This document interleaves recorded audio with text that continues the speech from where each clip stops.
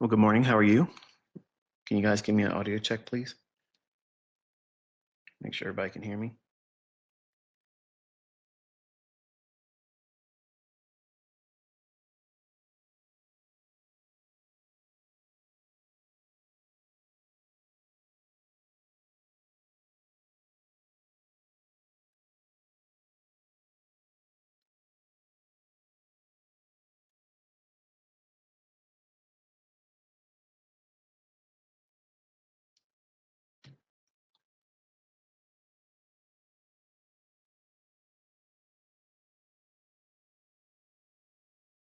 Is the volume okay? Because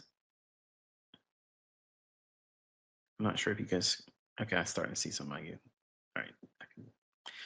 Awesome, awesome, awesome. All right. So, anyway, hope you're all doing well. If you're in the States, been affected by the storm, we got about 6 inches or so right now. 6 inches of light powder. So we'll see what we get in terms of total accumulation.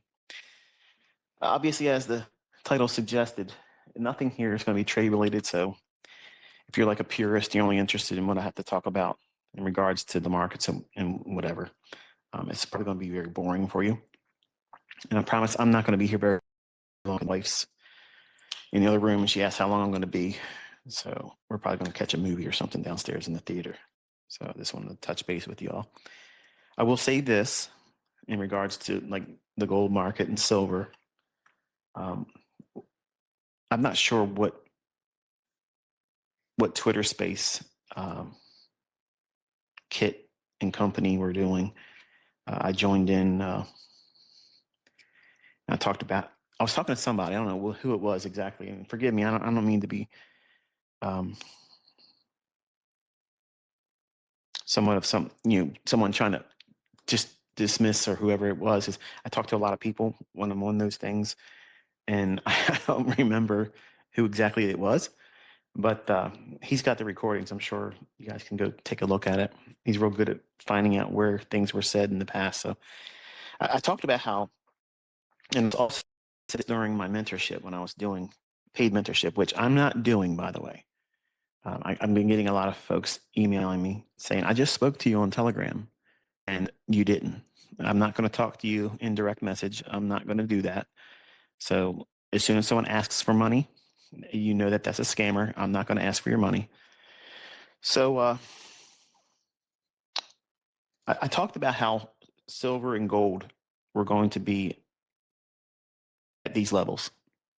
Okay. And one of the primary reasons was that because of everything that they did during the COVID scamdemic, yeah, we're going to go there. All of that was a huge wealth transfer. And also, a lot of people have been given something they're going to find out soon enough that they should have never done it. And that transfer of wealth was done in a broad brush approach across all markets. And fundamentally, silver has been suppressed for decades. Like it should be way higher than it is right now. And gold should be as well. But if you go back and look at March 2020, that was a significant opportunity for everyone to be a participant in that. And my mentorship students will tell you, all those that were in every user group where I spoke to them and told them this is what was going to go up. These markets are reflecting not only the fundamental drivers like the batteries that's going into cell phones, things that are large commercial uses of silver. That's what's being implemented here. I kind of talked about that years ago, and now everybody's jumping on board because it's obvious. Because they look at the chart and they're going to go back in time and look at what were things being discussed back then, and they can now, but it's not useful to anyone now that we're at these levels. So I tweeted the other day. I said, if anyone doesn't take some measure of profit, here, it would be uncivilized because it's had a parabolic run. I don't suspect that it's done because the underlying fundamental drivers behind why silver and gold are up hasn't changed, and they're not likely to change in the near future. So we have huge wars, on the horizon. We have a currency war where the BRICS nations are trying to unseat the dollar index or the greenback rather, the dollar, off of the global reserve status. And their pursuit is to have a gold-backed currency, which, I've always said, all we have to do is go back to that, and no one's doing anything. No one's going to defeat the dollar if they do that. The problem with that is them, quote unquote them, they like to have imaginary money. Okay, imaginary money where they can just keep creating and printing more of it, print more of it, print more of it. It's an imaginary commodity. They can produce as much as they want, write off, as many dollar bills as they want, and they'll still charge us taxes. So if they can print as much money as they want to, why do we get charged taxes? It's for control.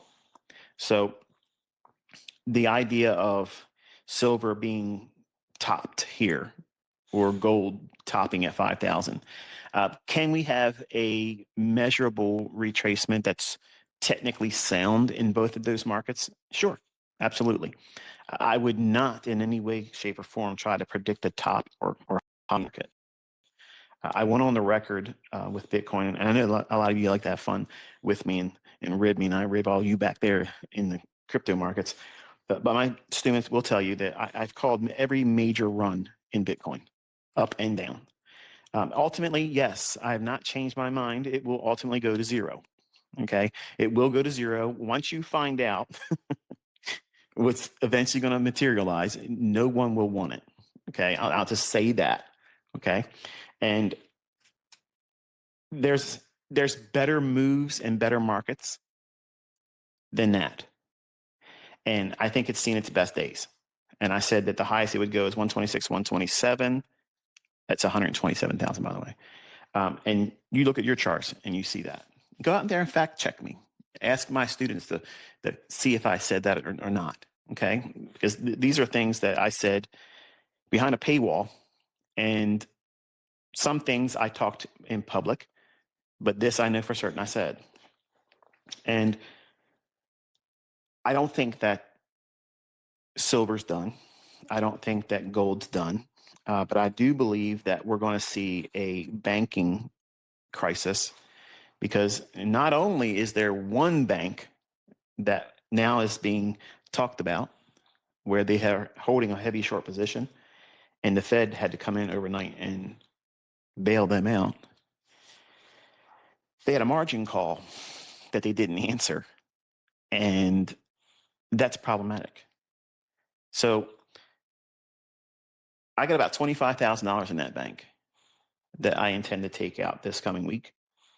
So that way I'm not exposed to anything that may come as a result of them. And I'm talking about JP Morgan Chase. They're the bank that individuals now are starting to whisper and talk about how, are they in trouble financially?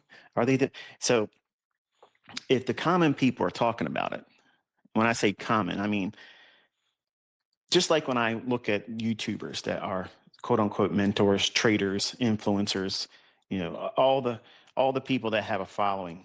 I love watching them because I want to tap into their audience. And I'm thankful that they have their little chat window open, because I could care less what they're talking about, because 99% of the time what they're talking about, the market is absolutely diametrically opposed to me. And I'm right about where the market's going to go, and they're out there losing money. So I'm not interested in their technical analysis. I'm interested in the following that they have, their audience. And whenever they are highly opinionated, when they're really, I know you're probably thinking, wait a minute, this said not trade related, and all you're doing is talking about the markets. You must be new around here. The idea of having a high opinionated chat forum where people are free to say whatever they want to say. Now, granted, obviously, there's a lot of people out there that believe their singular voice going out there and saying, yeah, Bitcoin's going to go this, or XRP is going to do this, that, and the other thing, or some other market that they hope they can get somebody to, push behind them and kind of like talk it up, if you will. I love seeing those types of things in trade related channels that live stream. I love that. I love seeing that because if I can time my idea about where the market's going to go higher or lower, and if it's diametrically opposed to those individuals collectively, not just one joker in a chat window, but I want to see if other people chime in and say, yeah, I'm looking for the same thing. And if it's like a change in the sentiment or the attention is shifted while the live streamer is doing whatever they're doing, if the conversation really starts to sway in, well, what do you think about that? And where would you buy? Where would you short it now? As soon as I start seeing those things, and if I'm diametrically opposed to that, I got about a 99.9% likelihood that I'm going to be right on my next trade. And that's just the facts. The point is I'm looking at the sentiment, the opinion of someone that if they knew how to trade, they wouldn't be in there watching another live streamer. They would just simply be trading. And I'm listening for this low IQ opinion. Now, I don't mean that to be condescending. I'm saying that this person clearly doesn't have the aptitude to know what to do as a trader, where the market's going to go next, because if they did, they wouldn't waste their time being in another person's live stream, hoping to get breadcrumbs from their table and even entertain their opinion about where they think the market's going to go. I'm there to see the moments when those individuals that know the least about the marketplace, when to time the market, when I'm able to time the market accurately and I have an opinion about where I think the market's going to go, if at that very moment it's diametrically opposed to the individuals that are watching someone else's live stream and they have their opinion and they're being, well, they have emojis in their posts or they're highly charged with emotions. Oh, it's going to go crazy. It's going to do this. It's going to do that. That right there is one of the strongest diametrically opposed sentiment confirmations that I could have in my own analysis. Now, I say that because I do the same thing with other YouTubers that are homesteaders. Okay. And what is that? People that have their own livestock, they have a farm, they teach people how to live basically in a self-sustained manner. And while I don't fully do that type of thing, I've always been fascinated with it. And I do have some self-sustained things at my own home, but like I don't raise livestock. I've contemplated doing chickens for my own fresh eggs, but I haven't done it yet. And I'm not a gardener. So I don't have a green thumb. Am I trying to cultivate, no pun intended, that skill set? I have over the last year or so. I've been looking at some of the property I have and how I might be able to use that. Considered maybe buying some property off of my own home's property and using it just for primarily, producing food. But it's still a work in progress, and I'm not in a rush to do that. But I'm interested in it. So what I say is those individuals that have a comment section, or if they have live streams, they will have people come in and they will leave comments about what they think also. And I'm listening. Okay. I'm listening to these individuals. And when they start talking about things I said years ago, what does that mean? How we're going to see global unrest. We're going to see wars. We're going to see Russia take on Ukraine. We're going to see China, which is eventually going to cross that line and go into Taiwan. If you haven't really been paying attention, the United States is giving all of the perfect setups for China to do that. And what's going on is we're messing with Greenland. We're messing with South America. We're talking about Canada. We're doing all these things and we're diluting our focus and our resources in places around the world that will just give the perfect excuse why we couldn't do anything to help you, Taiwan. We couldn't do it. We had too many irons in the fire, and it is what it is. Okay, so I do believe that's going to happen. Admittedly, I'm surprised it hasn't happened yet, but I believe it's going to happen. And we're just going to be unfortunately unable and preoccupied with so many things in the States going on and what we're trying to do everywhere else, that we won't do anything to defend Taiwan. And Taiwan will be overtaken much in the same vein that Russia's doing with Ukraine. And honestly, it's all part of this whole theater, this whole thing that's going on. Um, you ever look at the news? I don't watch the news. I kind of like look at what's going on around the world, and then I can tell you what the headlines are going to be. And I've been doing it for years. And it's not to say that I'm some kind of Nostradamus or some prophet or anything like that. I'm just aware. I'm paying attention. And a lot of you that are investors or traders or would be traders and trying to learn how to do this, you might listen to things like this conversation and think, this has nothing to do with anything. This is boring. Like this.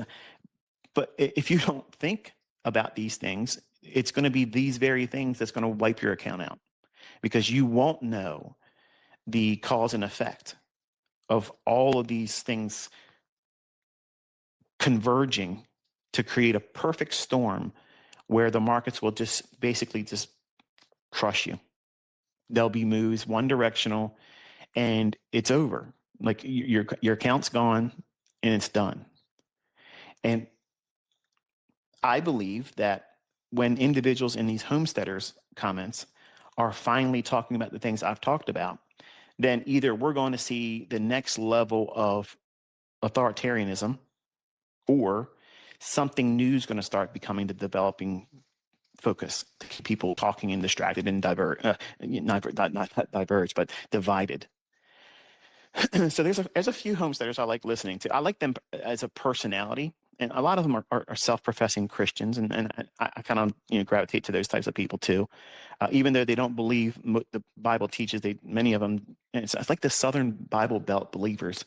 And if you're listening, don't be offended by that, but it just seems like a lot of those folks down there, they think that Charles Nelson Darby invented the rapture, and they don't believe that people should be baptized, and they think that all you got to do is say, "I believe in you, Jesus," and they go to heaven. And none of that's scriptural. Like none of that is. But they're very dogmatic. And I entertain myself by going to war with them in debates in my little substandard little YouTube channel that I talk to people with. I use that channel to talk to people in gun channels, homesteading channels. I never use it really to talk in trading. I just talk as ICT because I like the pop that it brings. But the idea of listening to less informed people that are highly energetic about what their opinions are, and they feel like they're on the high ground. And I like listening to people like that, both in the trading universe and the common laity of the average 9 to 5 type person, which will congregate in these homesteader channels.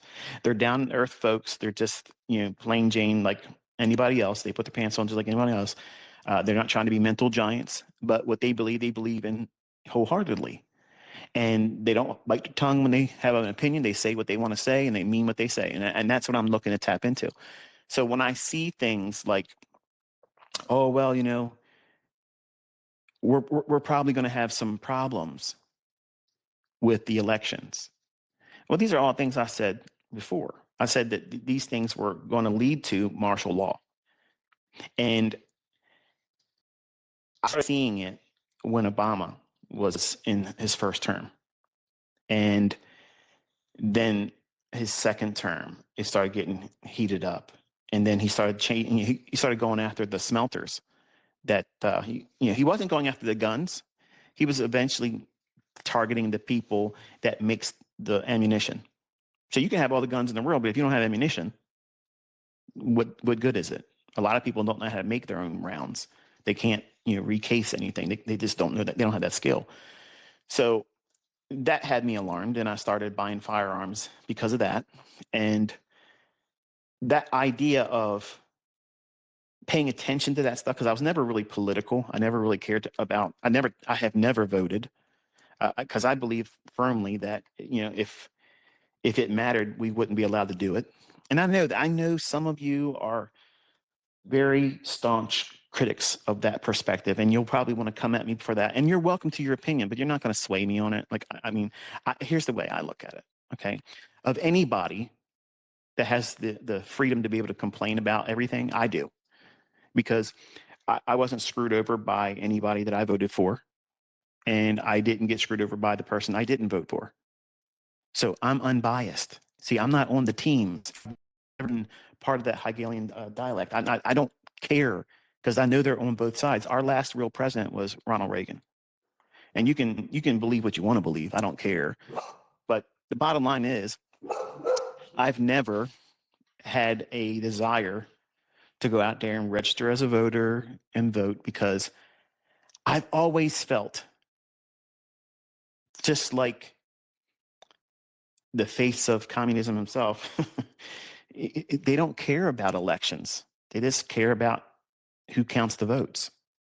And we're never going to have, ever, it's never going to have a outcome that's organic and not adulterated. It's going to be messed up all the time, because all these oligarchs, all these people out there that are unelected, they are subservient to their masters.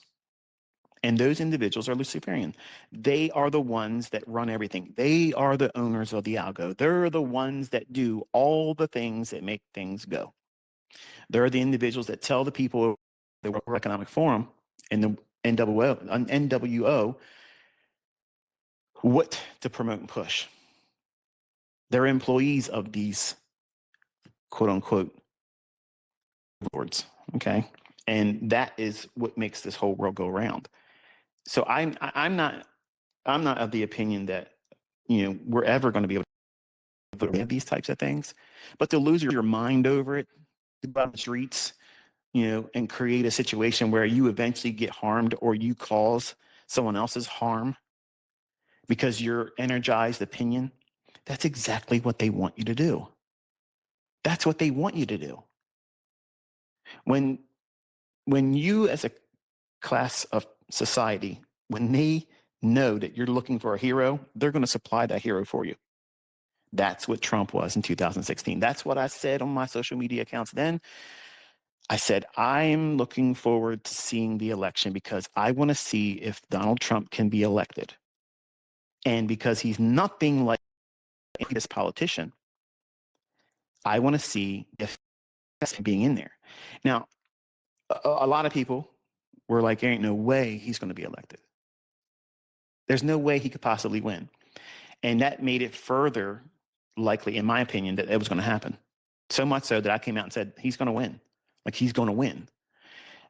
I did not vote for him. I have never, my hand to God, I've never voted. My wife has never voted. We've never done these things.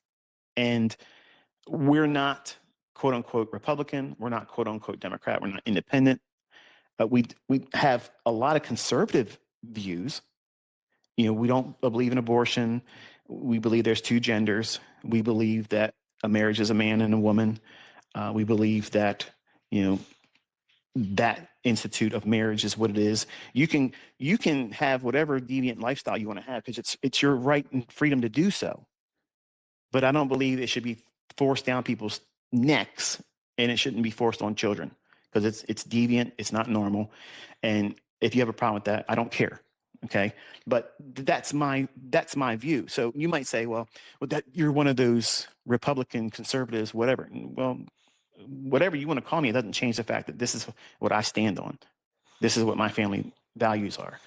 And if you were to ask me what my views were on homosexuality, lesbianism, queer, LGBTQ, I think that they're mentally ill and they need to have help.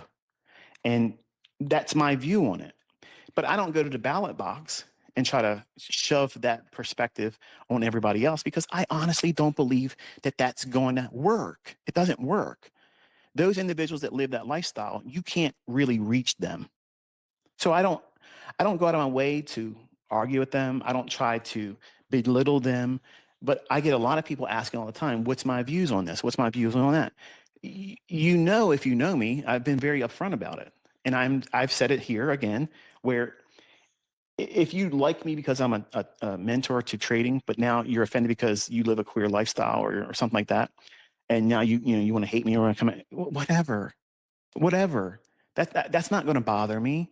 And I don't say it to cause that kind of riff, but when I do things like this, when I come out and I respond to someone or I post something that come out of nowhere, it's because I'm all of a sudden there's this big movement or wave of people coming to me in my comment section. Like somewhere somebody's talking about it. And it's gotten to a point where everybody's like, well, this is what he would say, or this is what his views are. And then they argue about it. So they're like, what do you think about this? And I let it brew for a little while until it's so much so when I'm going through the comments of my videos, it's like every other comment, it's around that general theme. So then I'll come out and I'll do a blanket statement, and here's what it is.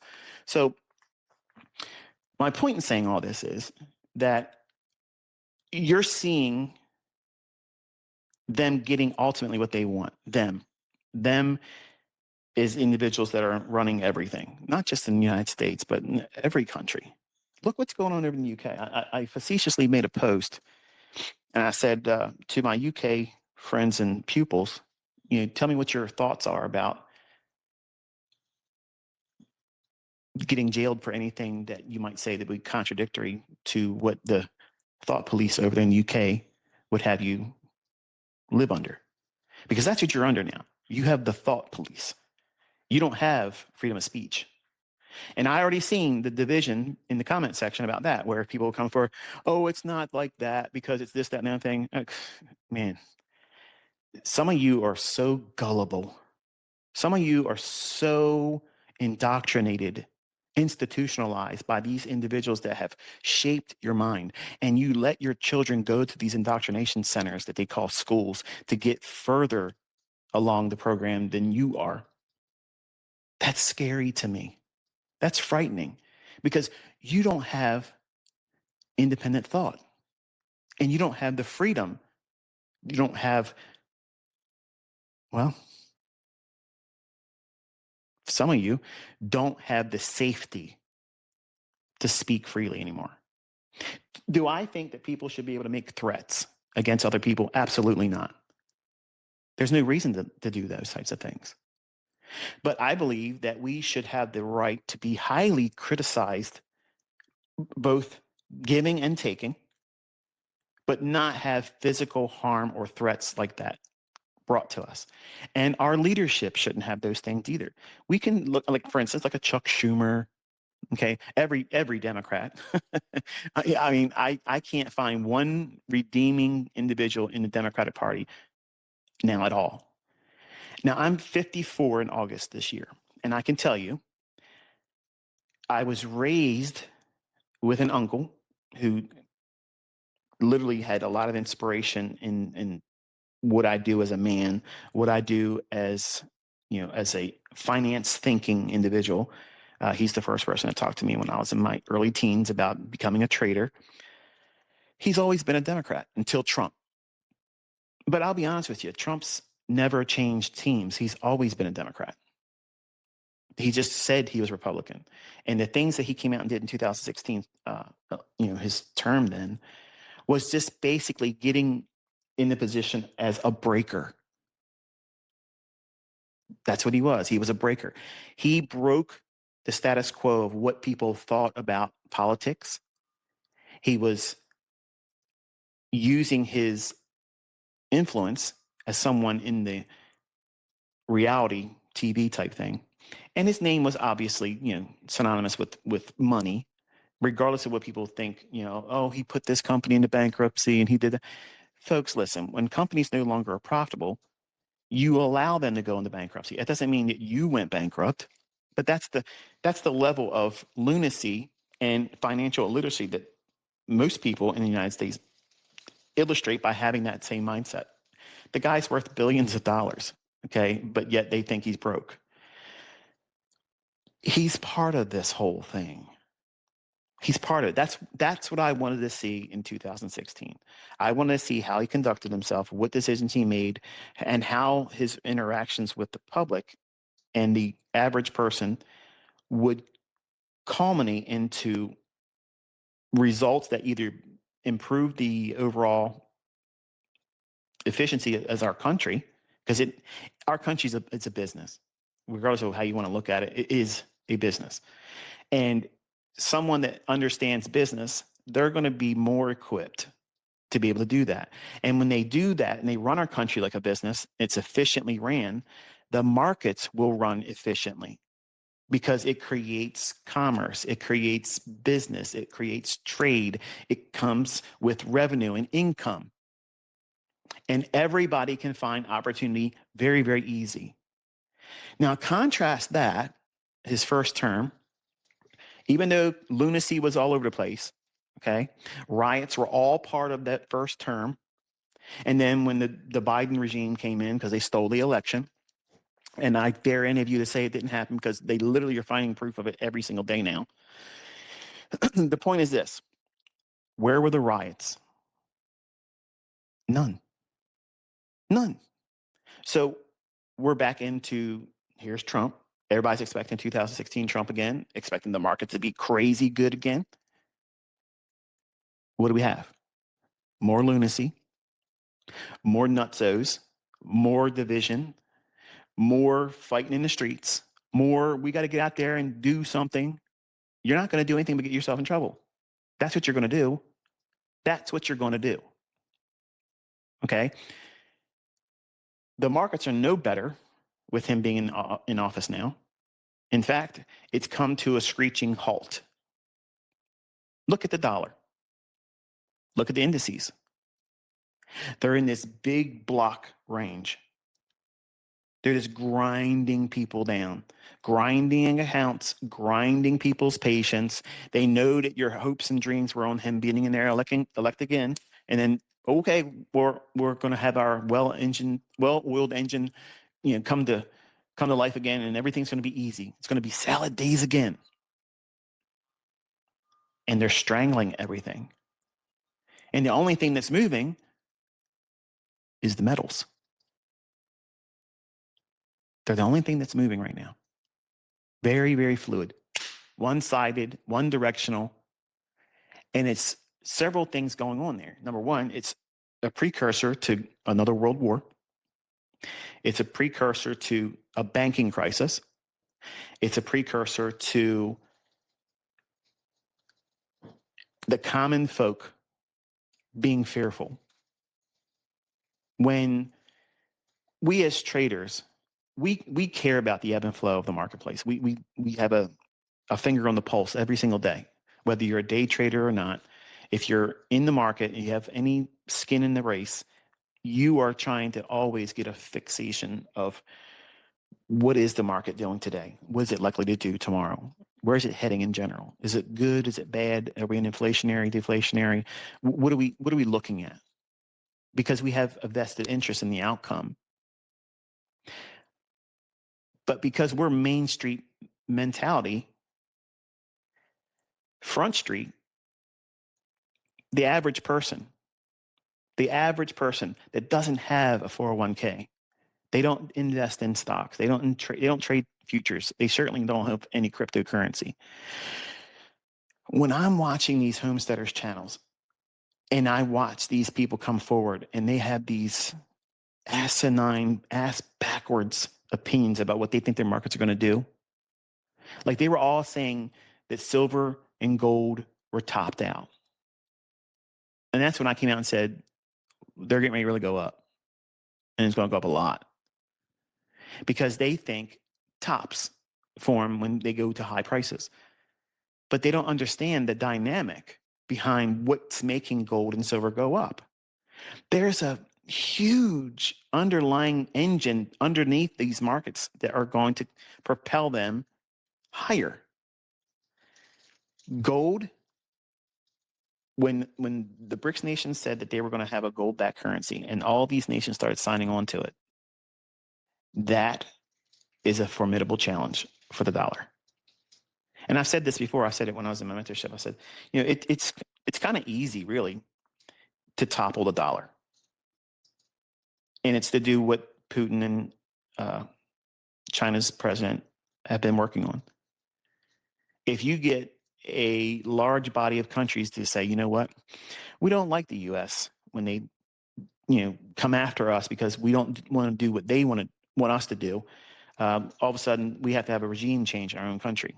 What would happen Okay. What would happen if all of the BRICS nations came together and said, you know what, we don't like Donald Trump and we want to go into the United States and do a regime change? How would you feel about that? Because that's exactly what we do as a country. We go around like we're the police of everybody. And that's one of the things that I have felt uncomfortable about since George Bush Jr. That whole shift in September 11th, 2001. That's when the whole change in narrative started on that day.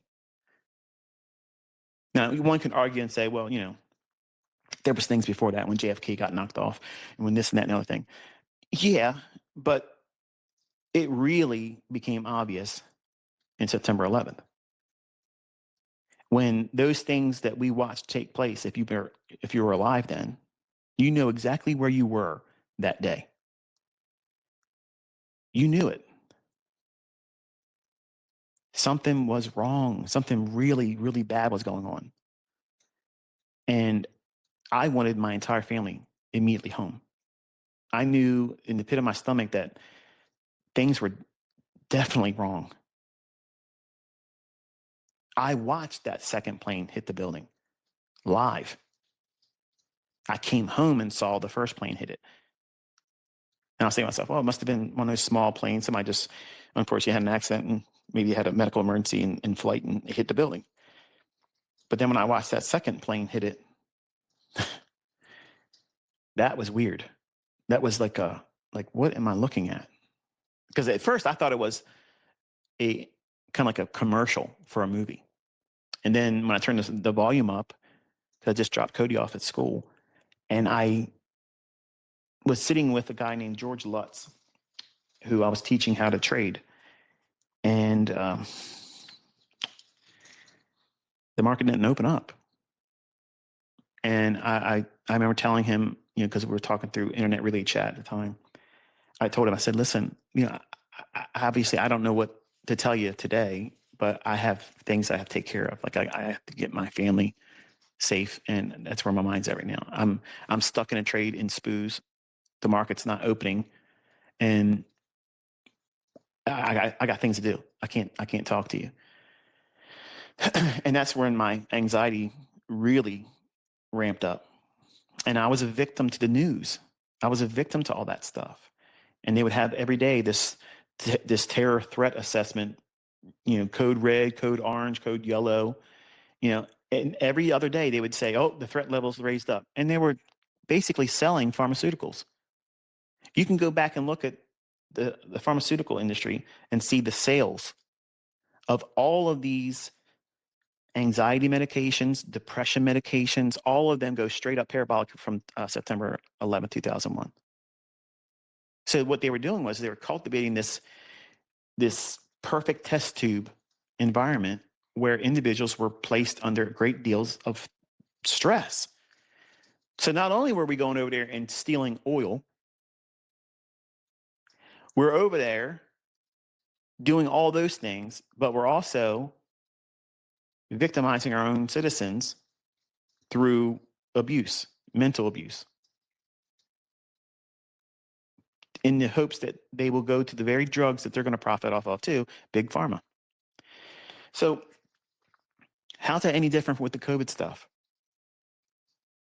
They made billions of dollars on something they just came up with like that. We need a cure for this. Okay, bam, bam, here we go. We got it right now. Not only one, but we have several companies that came out with a cure like that.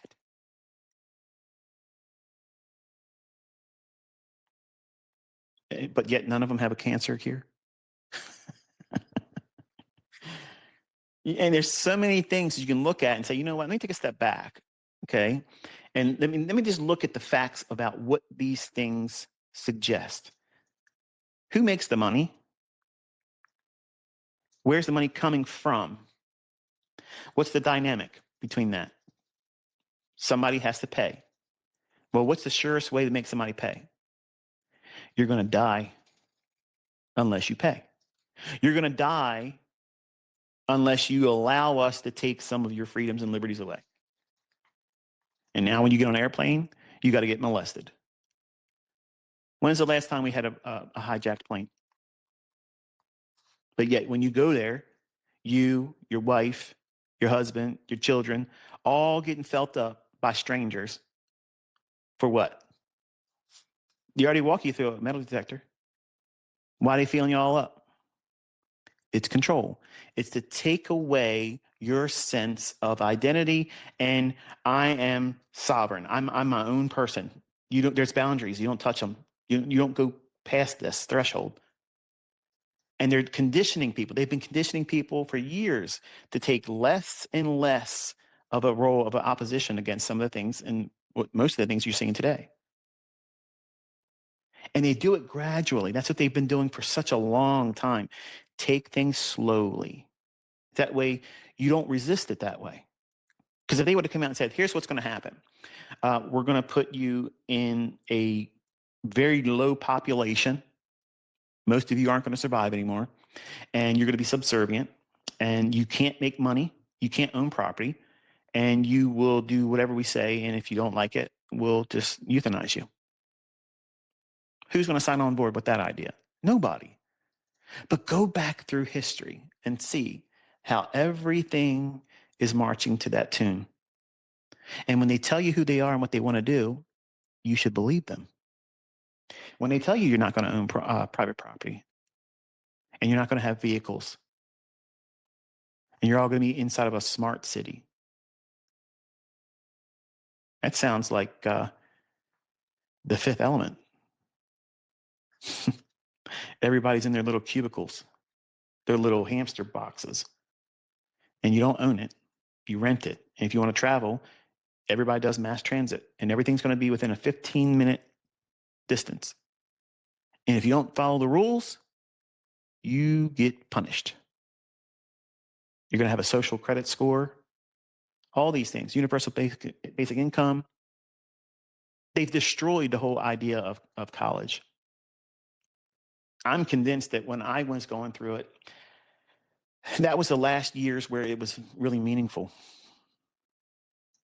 Because now what comes out of colleges is a mess. You're in debt up to your eyeballs and you don't have any real job skill. And now they're coming out and telling you what they're really aiming to do, where AI is going to do 90% of the things that people think that their career is going to allow them to do. I saw a comment, unless someone's going to college for medicine, they're stupid. Well, I'm not sure where you're getting your information from, but they're literally trying to push the idea that AI is going to be the best physician. So when you go in and a clerk takes your symptoms, AI is going to say, well, here's the treatment procedure. This is the medication that you need to take. This is the dosage.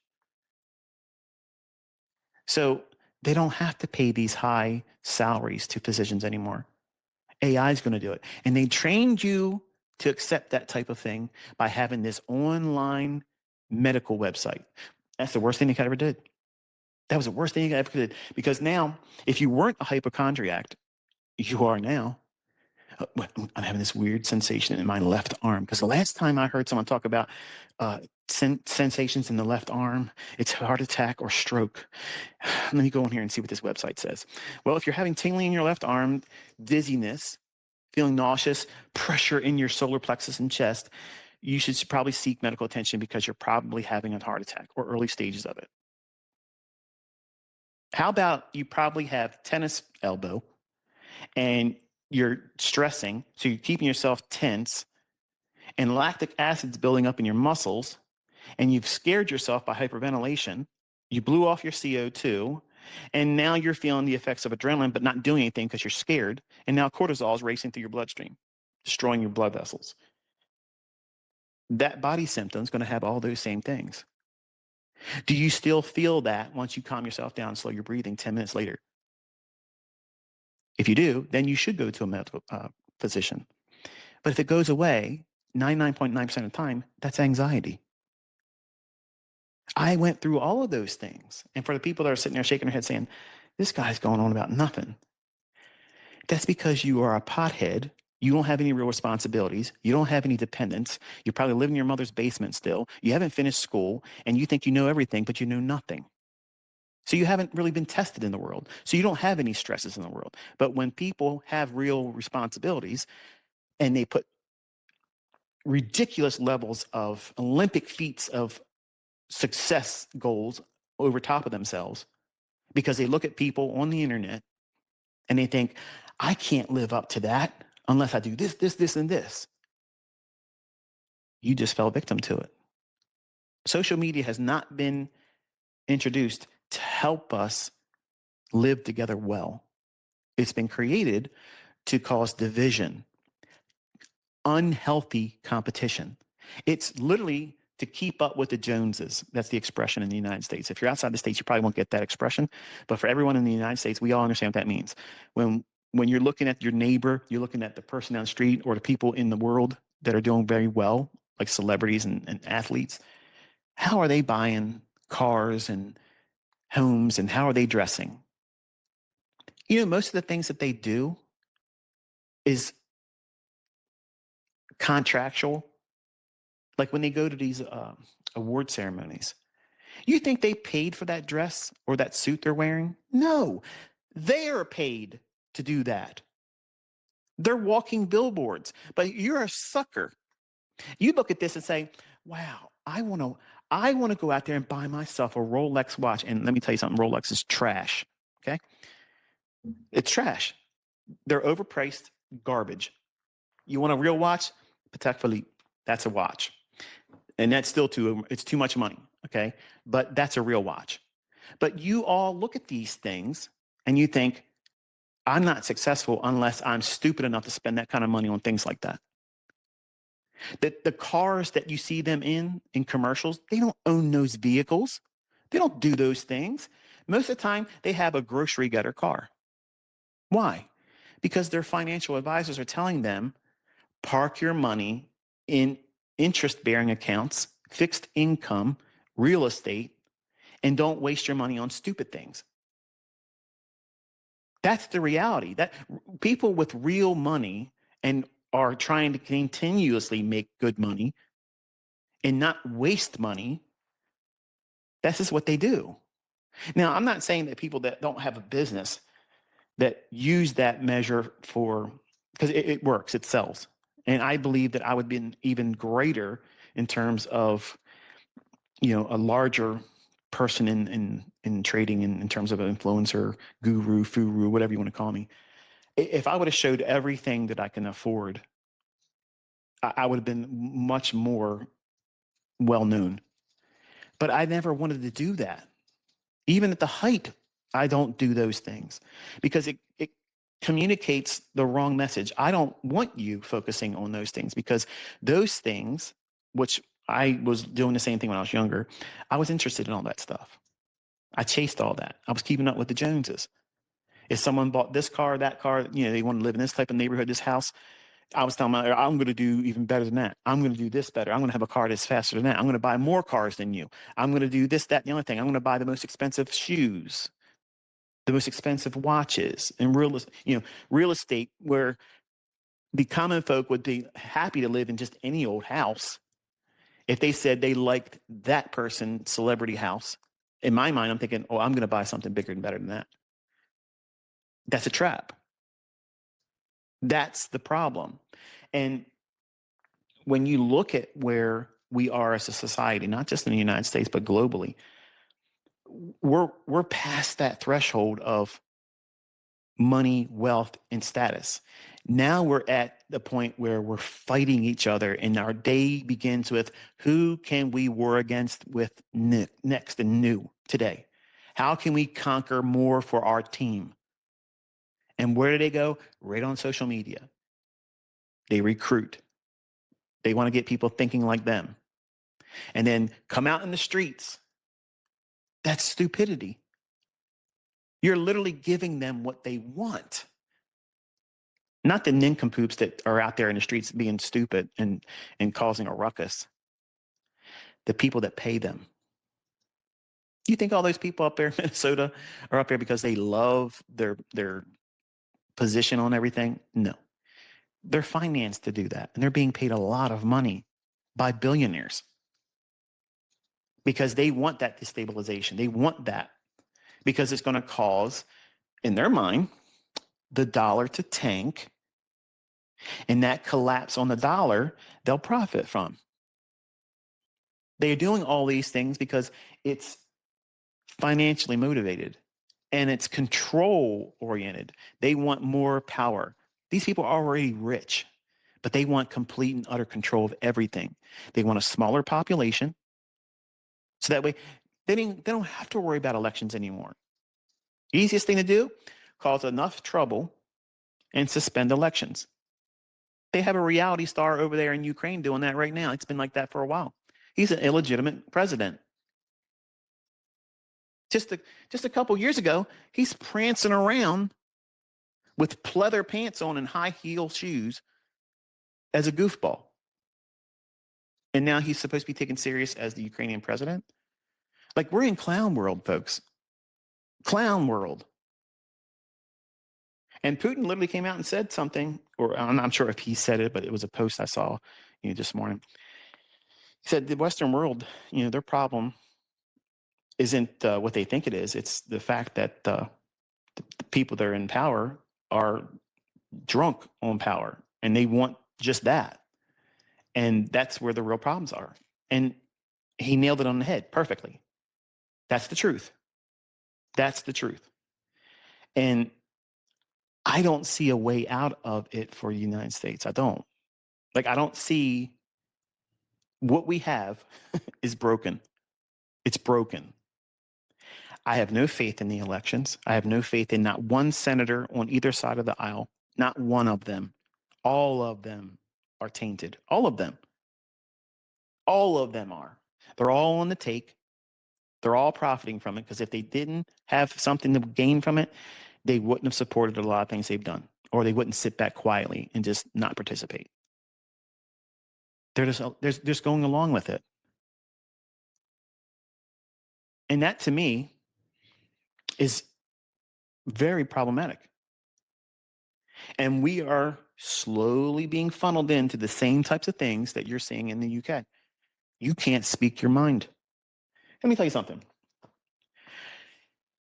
Nobody should have the right, I don't care what country you came from, just because you have it hard there doesn't give you the right to come here on a free ride, paid to be put up in homes that you don't have to pay rent for. You don't have to pay for your own groceries. You don't have to pay for your cell phone. You don't have to pay for your own health care. And then you have the luxuries of bilking the taxpayer with fraudulent companies, milking them, which is my tax dollars and your tax dollars in the United States. And then when they get caught, they get tossed right back out on the street by an activist judge. You don't see there's something wrong there? Everybody's on the take, and they know that people are going to talk about it. I'm talking about it, but I'm not going to go out in the street and be stupid. I'm not going to invite you to go out there and go in the streets and do something stupid either. I'm telling you, don't do those things. Observe what they're doing, understand what they're doing and the motivation behind it. It's because they want destabilization. They want the perfect excuse to come in as the rescuing hero, because eventually it's going to get so bad that you're all going to be begging for them to bring down the hammer and institute martial law. And they're going to be glad to do it. They're going to be like, well, you know what? We're going to give you what you asked for. We are going to protect you. But it's them creating the situation. They're standing there with a gas can full of gas and a lighter. They just started the fire. And behind them is the bucket of water. That's the solution. They already have the solution in mind. But they're creating the problem to bring the solution they already have in mind, which is their outcome, and it favors them, which is more control, less freedoms and liberties for us. We have no First Amendment rights. Eventually, it's going to be no Second Amendment rights. And when we start seeing that, the people that are going to be quiet and say nothing and just leave me alone, I'm going to live my life and be peaceful, those individuals are not going to feel that way anymore. And then we might have a 1776, mind shift. And then it becomes very dangerous. But here's the thoughts that I want you to have. There's no way of voting that out. How are you going to vote it? What are you seeing? Honestly, I'm going to be blunt. I know some of you are just diehard Trumpers, and the guy could literally do anything he wants, and you're just going to love him for it. Okay, because you're a team player. You bought the franchise. Okay, you're just like the Ravens here. I don't watch football. I can't stand it. I can't stand it. Now, that's not entirely true. I watched a couple college games, and I felt more involved in watching the college players' games than the NFL. I think the NFL is like the WWE. It's scripted. There's so much money behind it, and if you had to have that many referees, I was going to call them umpires. That tells you I don't know anything about football. But if you have to have that many referees, that means you have a lot of influence on the outcome of the game. So if we have corruption like in sports, well, that same thing would happen in elections because there's much more money in the outcome of elections. Lobbyists, people coming in, having greater influence on the outcome than we do with our vote. I'm not convinced that there's a solution to that because what do we have to choose from? Think about it. We got a president right now that is literally saying he's going to take Greenland, which is a NATO country, and it's already a partner in the past with us. We had 17 military bases on this country, and they were glad to let us do it. And if we needed to put more of them on there, I'm certain they'd be like, okay, no problem. It's done. It's handled. So why is it that we have to take them over? We got to take their country from them. I don't feel comfortable with that. I think that's a problem. We're not entitled to that. Like, why is it that the United States does this to countries that really can't fight back? Sure, we went down to Venezuela, we removed the guy. But what are they going to do in response? Why don't we go over there? We had all these problems with Putin. We had all these problems with Xi Jinping. Okay. We have all these problems with Rocket Man. What's his name? His name escapes me. North Korea guy. I can't, Kim Jong-un, or I think it's what his name is, something like that. You know, why didn't we go over there and stir up the nest over there? Because Big Brother China will get involved. So I think we are like a paper tiger. We only do the things that we're going to do to countries that we know they can do nothing back. Okay. And you might be a veteran. You know, you might be someone that's served in the country, something I have not done. And I will be the first one to shake your hand and say, I thank you for the opportunity to be in a country that you risked your life for. And I came from a family that had every branch of government. And my grandfather, when I was younger, I was going to be a Navy man. And he told me straight up, he saw it during his lifetime. He told me, Michael, don't do it. The country's not the same country I went to war for. Don't do it. I didn't understand it. I didn't understand what he meant by that. But he was like my dad. So if he was going to tell me that, I believed him on face value.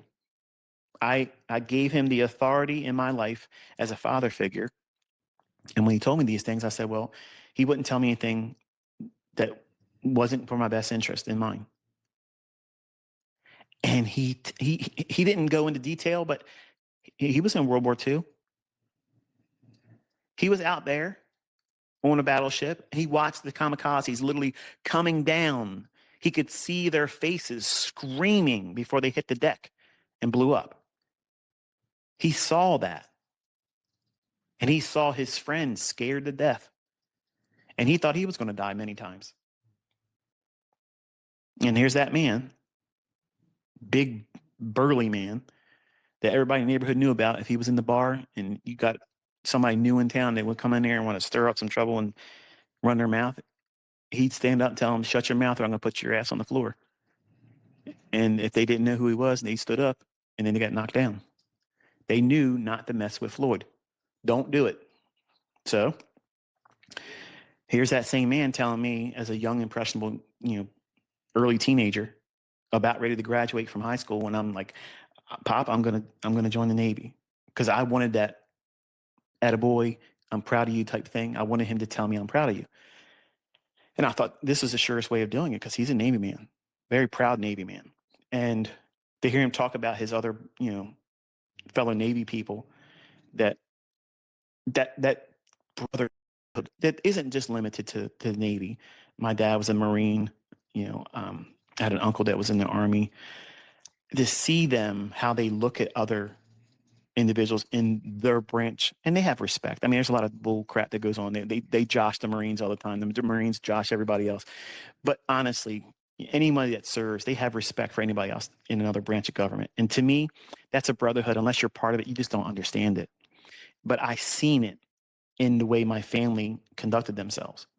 And when my grandfather said, "Don't join the Navy, don't join any branch of military. The country's not the same." I just took it as face value. And then later on in life, he was gone. But when September 11th happened, I started seeing things. I started paying attention to what are we doing? What are we doing as a country? And they're problems that I don't think are easily fixed. I don't have the solution.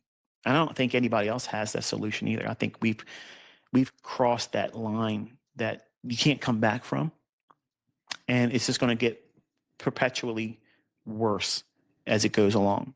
And I know that probably doesn't sound good, because usually you like to hear me talk and get you all fired up.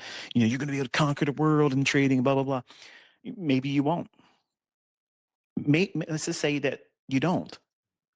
If all of your hopes are placed on you making money, lots of it in trading,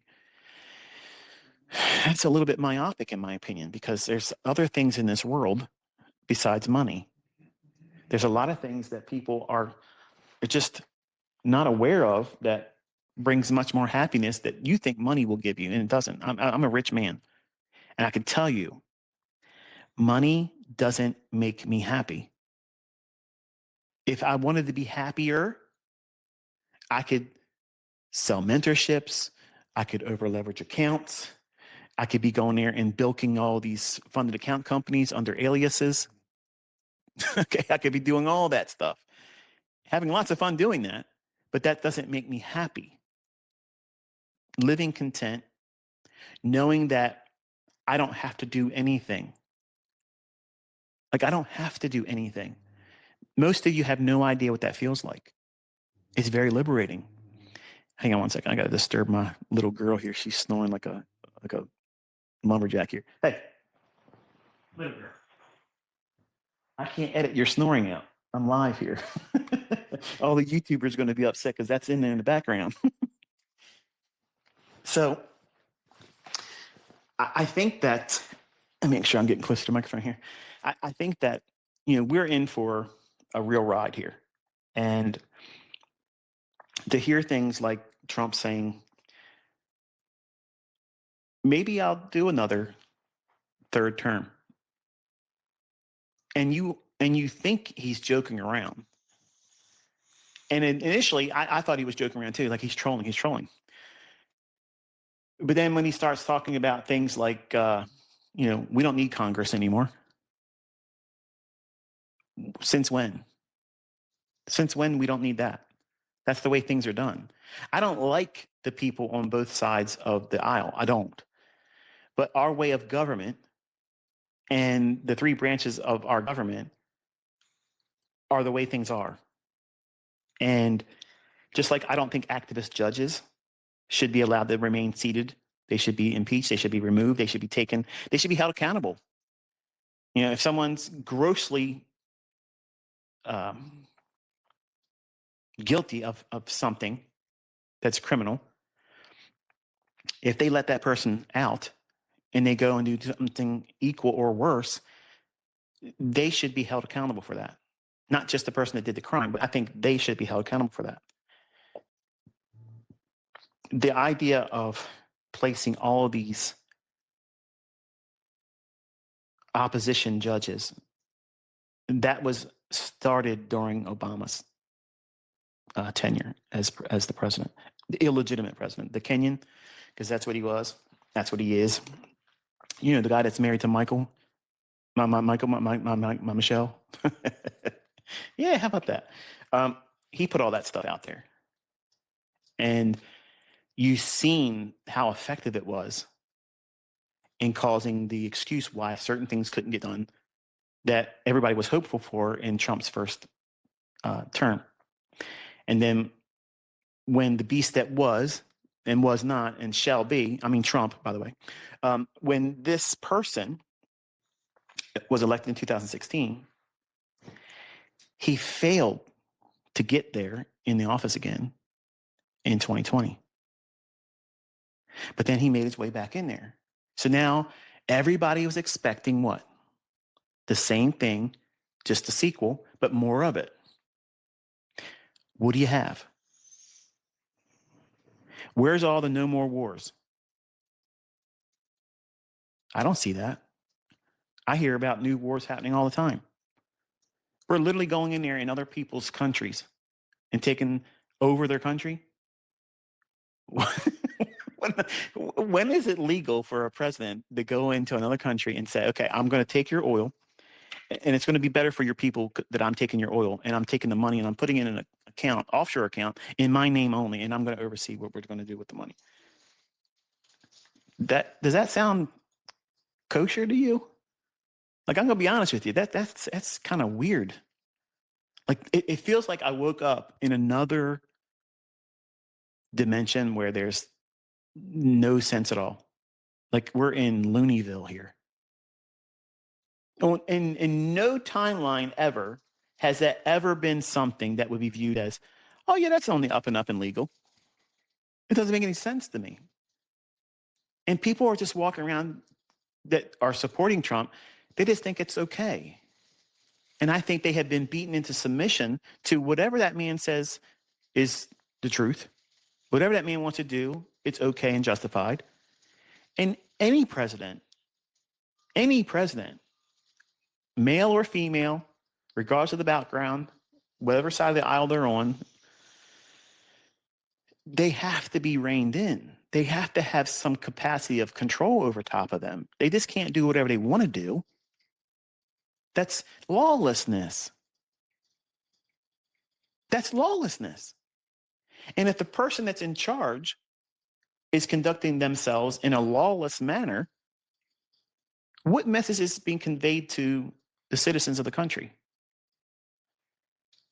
The law doesn't apply to them.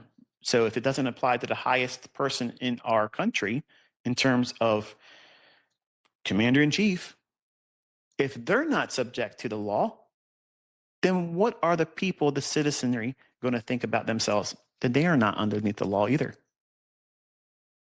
And then you get what's going on in the streets now, lawlessness. And now they created this whole business of here's the ice baby coming out there. And they're going to stop all these Somalians coming into the country. Are people being arrested? No doubt people are getting arrested. I'm not convinced that that's what they're there for. I'm convinced that they want to create the problems that you're seeing now. Because it's wintertime, folks. The crowds aren't that big right now because it's cold. It takes a lot of money to pay for those people to be there. But when the weather breaks in the springtime, going in the summer, it's game on. All the nutsos are going to come out. All the hardliners are going to come out. All the anti-Trumpers, all the Trump supporters, everybody's going to come out there. And then things are going to exchange from both sides. And it's going to be allowed to happen for a little bit of time. And then when all that stuff kicks off and the average person realizes how unsafe it is to go out in public anymore, just to go to the grocery store, you run the risk of getting yanked out and pulled out of your car and jumped because they think you are a ICE supporter or a Trump supporter or you're an anti-Trump supporter, like whatever team that you think you're on. I'm gonna be honest with you.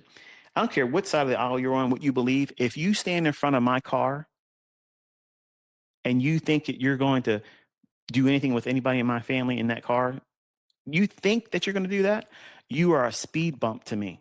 I want to see how fast I can go over top of you. I'm not worrying about the outcome. I'm going to run you over because I feel like you're endangering my life. You're endangering my family's life. And I don't care what anybody else says about that. When people do that, you're acting like a barricade. That's threatening. And I feel like I can handle myself. Certainly, I could handle myself when I was a younger man. Even then, in my prime, I would still do the same thing. Because if you're outnumbered, it doesn't matter what you think you can do, how you can throw your hands, or how many brass friends you have on your hip. You can't take care of all of them if they're trying to yank you out of the car. I was a younger man, and when Rodney King got beat up and abused by the police back then, and they were doing the trials and whatnot, I was downtown in Baltimore City, and I got to tell you, I was the only white guy in the area, and I had bags of money coming out of vending machines in my hands inside of a milk crate. I just serviced the machines I was in. And I literally was scared to death of what was going to happen. I tried my best to get through that part of town as fast as I could. And it wasn't very long where things were on fire. They were smashing things up. People were getting yanked out of their cars, stomped on.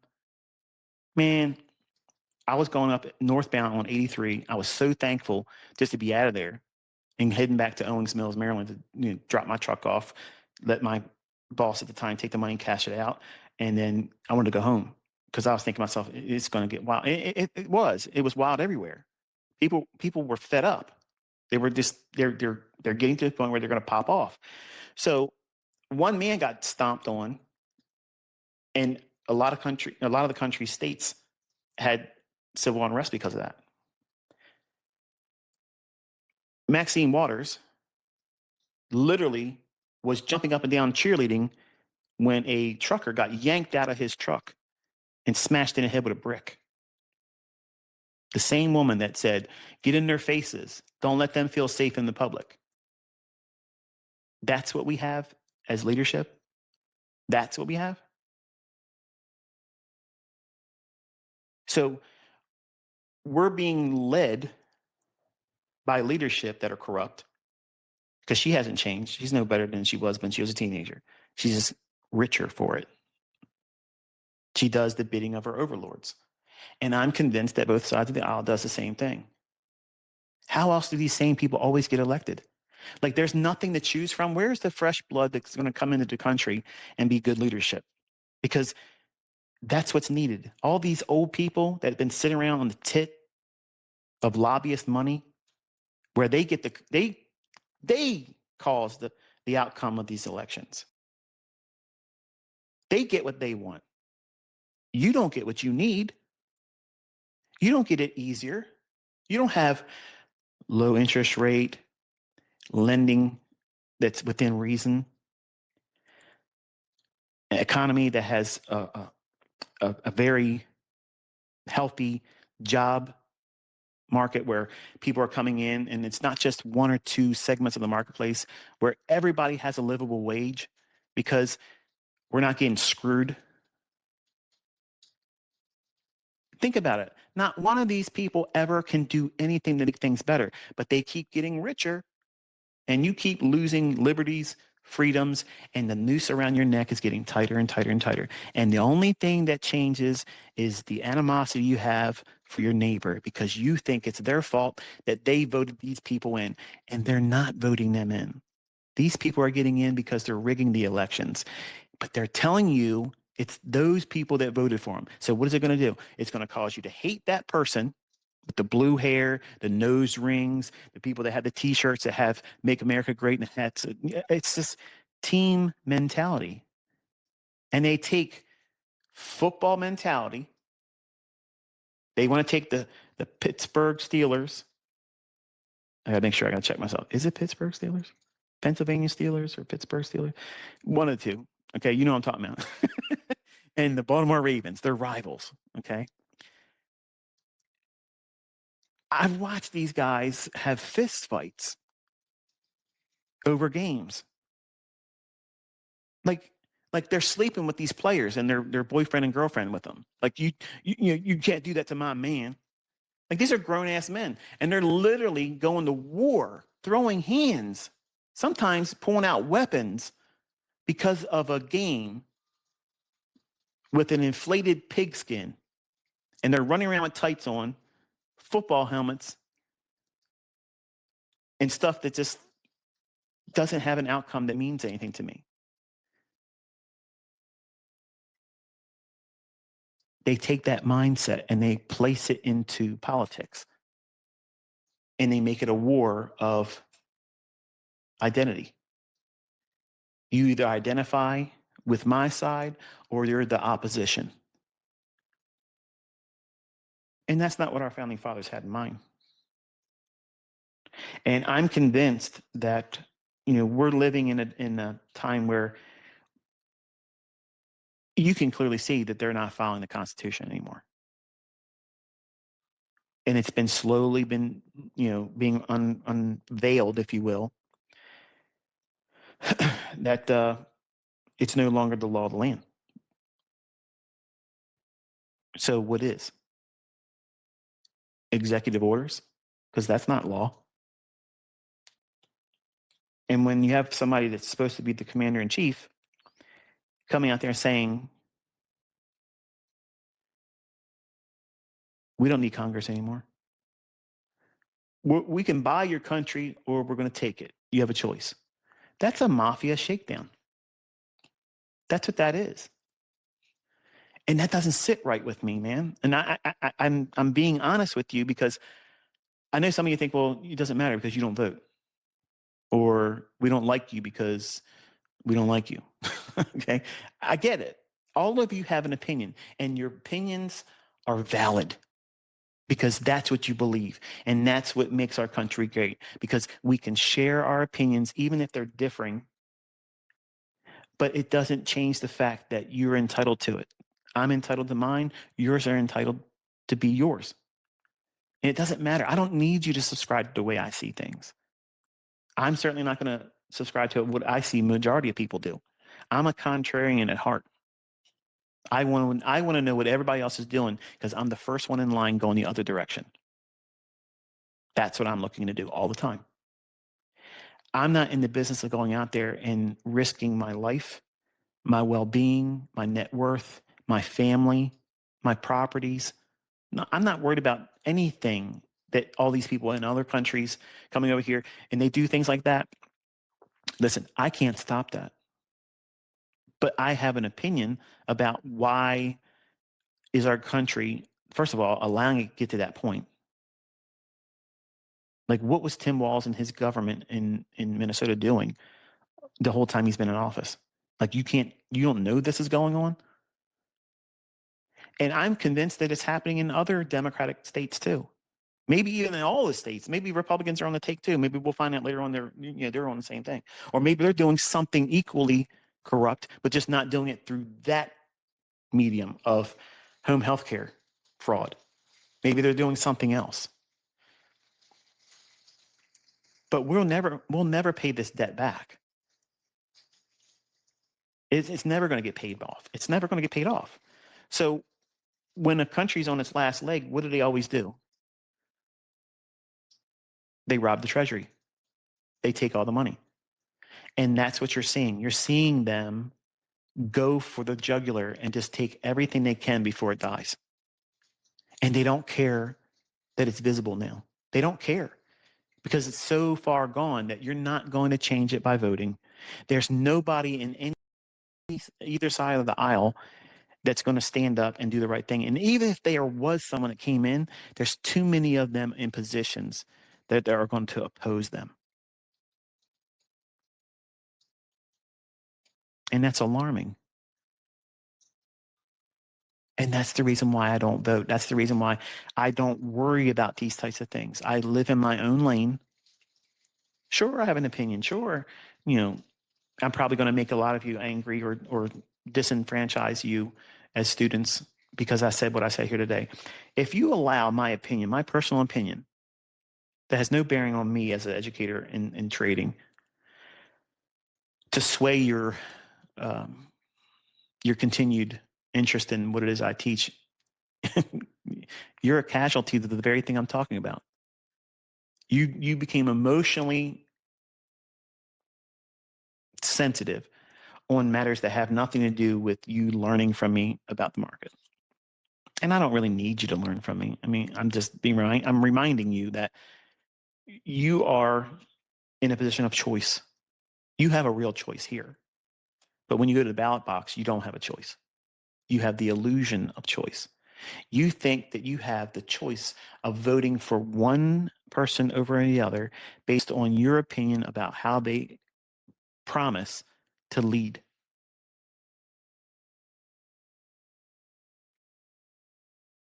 You don't have a say so. Just because you mark down on the computer screen, that easily gets changed after you do it if it doesn't fit what they want. Because, like the communists say, we don't care about elections. They just care about who counts the votes. And it's been like that for decades. Nobody cared enough to look into it. They don't care because we got wrapped up right away with Operation Desert Storm. And what did me and the rest of my friends think? We're going to be drafted because some evil Middle Eastern guys came over here and they did some things and we got to do something back to them. Otherwise, we're in trouble. We're gonna get killed by these people. And they created this boogeyman scenario. There's always a boogeyman. That's what they've shown consistently. They have to have a boogeyman. And COVID was a new variant boogeyman. You couldn't see him. You couldn't smell him. Well, I guess you could smell him. I had a weird, like a metallic taste and smell for a couple months.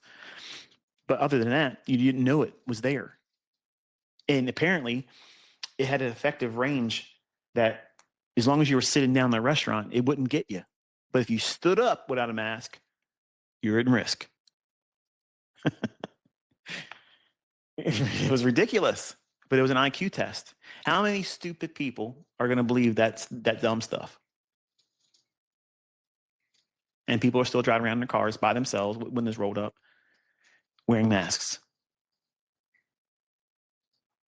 And it's coming out that the shot they gave everyone has caused more harm than help. And they literally came out and said it was not ever going to prevent the infection. That's from their mouth. Where was that before you injected everybody and told them you can't go to work, you can't work here, you can't see your family members, you can't have a wedding, you can't have a funeral? Have you forgot about all that stuff, folks? Because that's what they did to everyone. That's what they did to everyone. My wife couldn't visit her dying aunt, and she died alone in a hospital because of that bullshit. They have yet to have a funeral for her, and you should see the scars that's left from that. Like it's disgusting. It's disgusting. When they said the hospitals were overrun, people couldn't get into the hospital anymore. You're running the risk of not being able to be treated. There's no beds available in the hospitals right now. Do you know what I did? I literally got in my car and drove around to every hospital in the area in a 50-mile radius everywhere. And I noticed that all the parking lots were empty. The lobbies were completely empty. I'd walk in looking around like I was looking for a family member, and I'd walk right back out. Nobody was there. Nobody was there. But you know what I saw on social media? Dancing nurses and doctors. They had all the time in the world to make all these dancing videos. The message was supposedly supporting them because they're working hard for you. They're keeping you alive. They're the front line. Up here where I live at, there was a sign in front of the one hospital that said, supporting our frontline nurses and doctors. And when I first saw the sign, I'm like to myself, yeah, wow, that's bravery. Like they're right there in the face of it all. And then they said Operation Warp Speed. We got to get this into everybody right now. We just discovered the cure for it. Just happened. We haven't had an opportunity to do any testing, but we're going to give immunity to the companies that produced it. Right away, that's a problem. That's a problem right there. Just like there's immunity for people in the streets right now, one side of them. That's a problem. If one side is given a blank check to do whatever they want to do, and they're led by somebody that does things that are outside the scope of the law, that's a problem. That's a problem. Does that mean go on the streets and act foolish? No.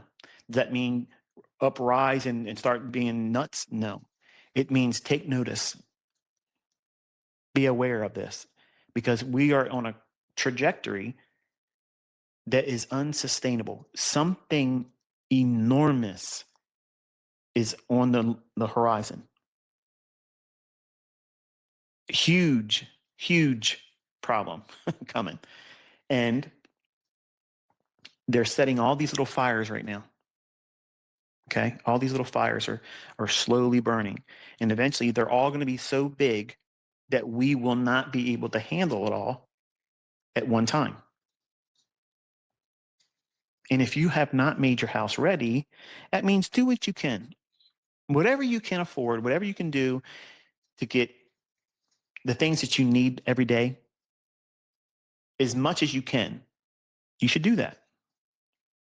And here's the part where I talk a little bit like a Christian, but I promise it won't last long. It's a couple minutes, and then we'll go back to jawboning about whatever else I'm going to talk about. On the comment section of the Berean Study YouTube channel I've started and hosted, and by the way, thank you so very much for the nice supportive comments. I'm thankful for the discourse that we've had between the people that listen to the videos and whatnot. I'm having a great time sharing all that stuff. I do have one I've been working on, but I'm trying very hard not to make it dull because I know if you're brand new, it could be very dry information. So I'm trying to find a way where I can teach it in a way where it's engaging. So that way, when I get to the punchline of what it's dealing with and what it's talking about, it'll be like, wow, yeah, that is amazing. But the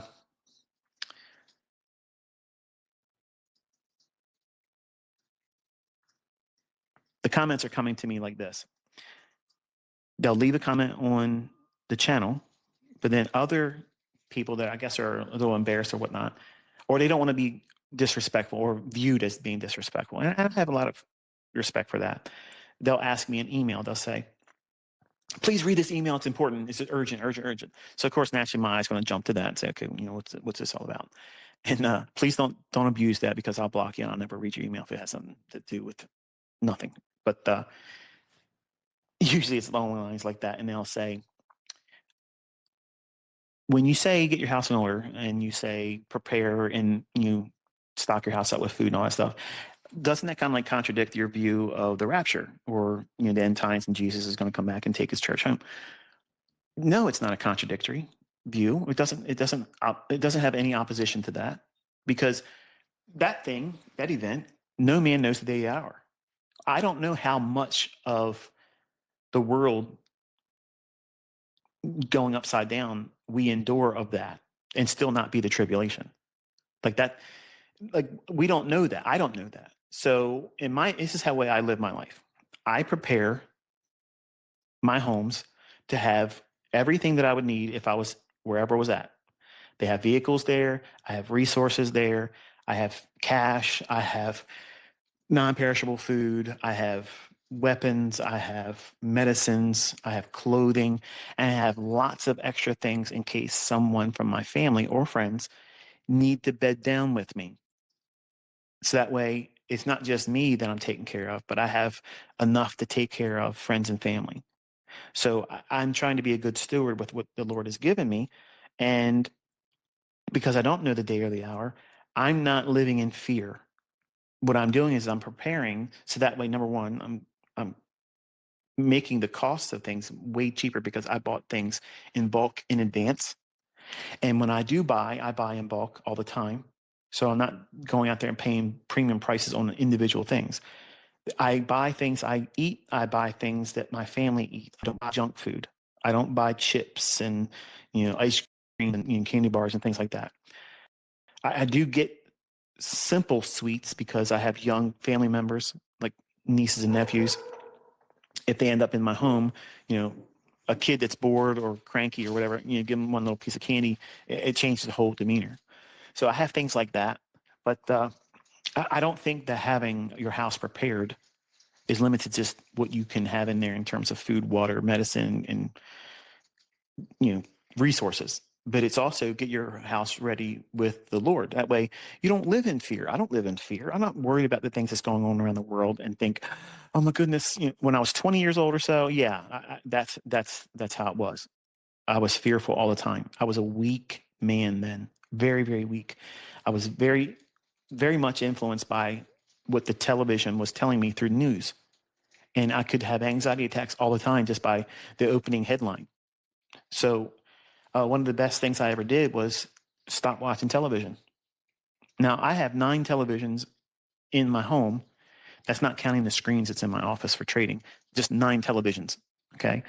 And the only thing they ever play, if they play anything, is old TV shows where it was before all the woke bullshit. It was back when movies were good and actors were good, actresses were good. The plots were original. They were not sequels all the time or remakes of stuff that's already been done dozens and dozens of times. Or it's just documentaries. I like documentaries. So I'll watch things like that. But I'm not literally watching screens much at all anymore. But I have them in my home. But when I stopped watching television, the byproduct of that was I stopped watching the news. And I noticed that my anxiety levels went way, way, way down because I wasn't worrying about things I had no control over. So what do you have control over?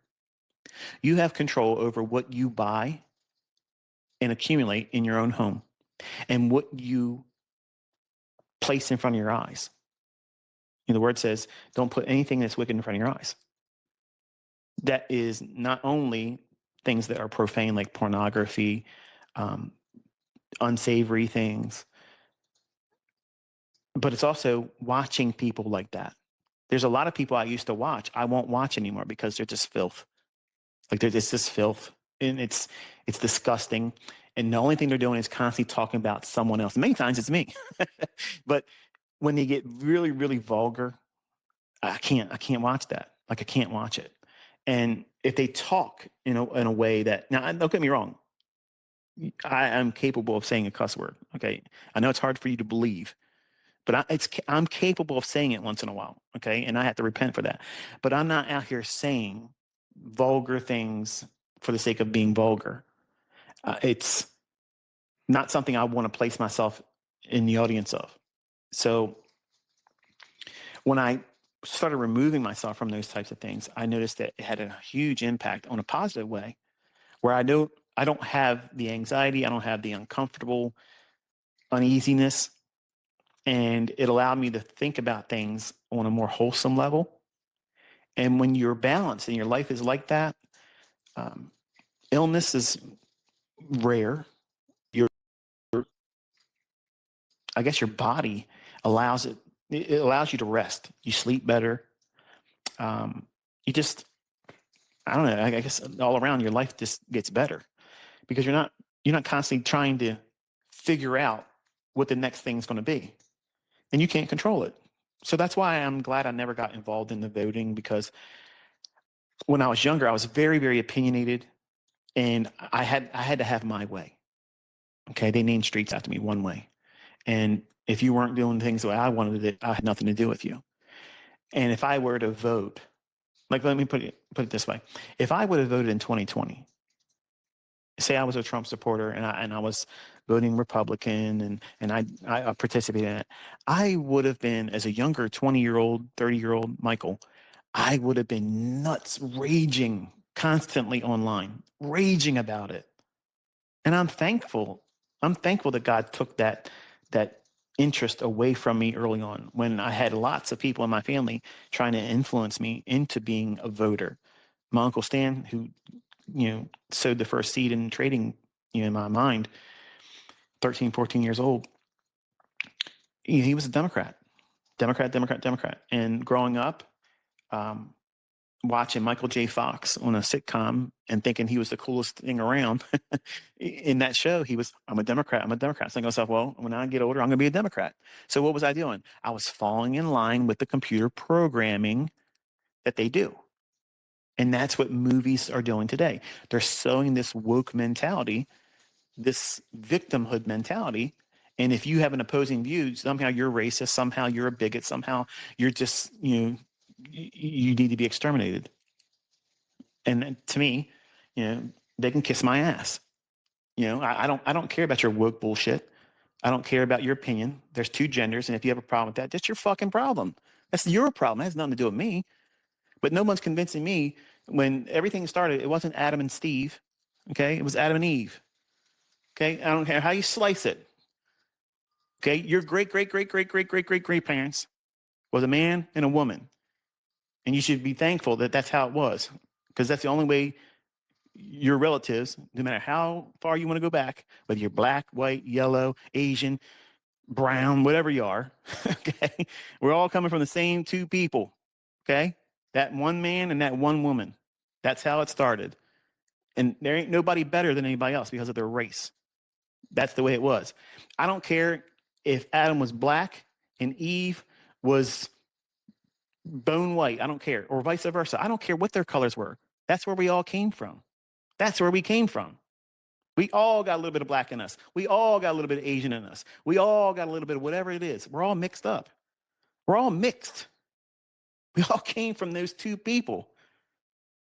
But you get tied up in this tribal mentality, black and white, Muslim, Christian, Republican, Democrat, woke, not woke.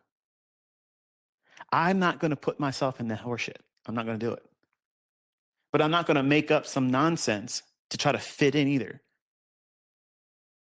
I'm going to say what I believe is factual, it's truthful, and it's not meant to be argumentative. But I'm also going to defend my position and say, I'm not going to think like someone that has mental illness, and I'm not going to champion people that have mental illness. I'm not going to lift them up and say that they're worth following and look their pillars of the community because they have a mental illness. Because that's what is on today. And that's how we got ourselves in this situation. So when you look around, I know I'm getting cussed out right now. I'm unsubscribing this asshole, blah, blah, blah. Whatever, man. Okay. I'm not here for that. I'm being real. We're having conversation. If we were out going about town and you were friends with me and we're sitting here having a drink or whatnot, I don't drink alcohol, but we were having a drink and we just got on a conversation, and I was your friend, you're my friend, I would feel comfortable talking like this way with you, knowing that you see me as your friend, and my friend can have a differing opinion about something, and it doesn't change that friendship. It just means that, hey, they see it differently than I do. But because they're my friend and I love them, I can tolerate their indifference to what I believe in, because it isn't going to change how I live, and I'm not going to change how they live. I'm a practical person. I know what I believe in, and I understand people are going to have different views. If you want to go and sleep with the same sex and have a lifestyle like that, I know enough that I'm not going to change that. I'm not going to have any influence over that. But I don't like the idea that when I grew up, everybody, we would go to comedy clubs, okay? And when the comedians would talk about gay, lesbian, queer, blacks, white, everybody in the audience was a part of these categories of people: white, black, gay, queer, bisexual, whatever it is. Okay. We were all in the audience. And no matter what that comedian would say, we would all be laughing our asses off. laughing our asses off. Everybody had a sense of humor. Nobody took it personal. We all understood that, hey, you might sleep with somebody different, okay? And you may choose to live your life a certain kind of way. But you know what? Heterosexualism wasn't shoved down your throat every day. Gays didn't shove it down our throats every day. They weren't trying to go into schools and convince little children that this is a normal thing, no matter what you are, heterosexual or queer, lesbian, gay, whatever. Children shouldn't even be exposed to that at all.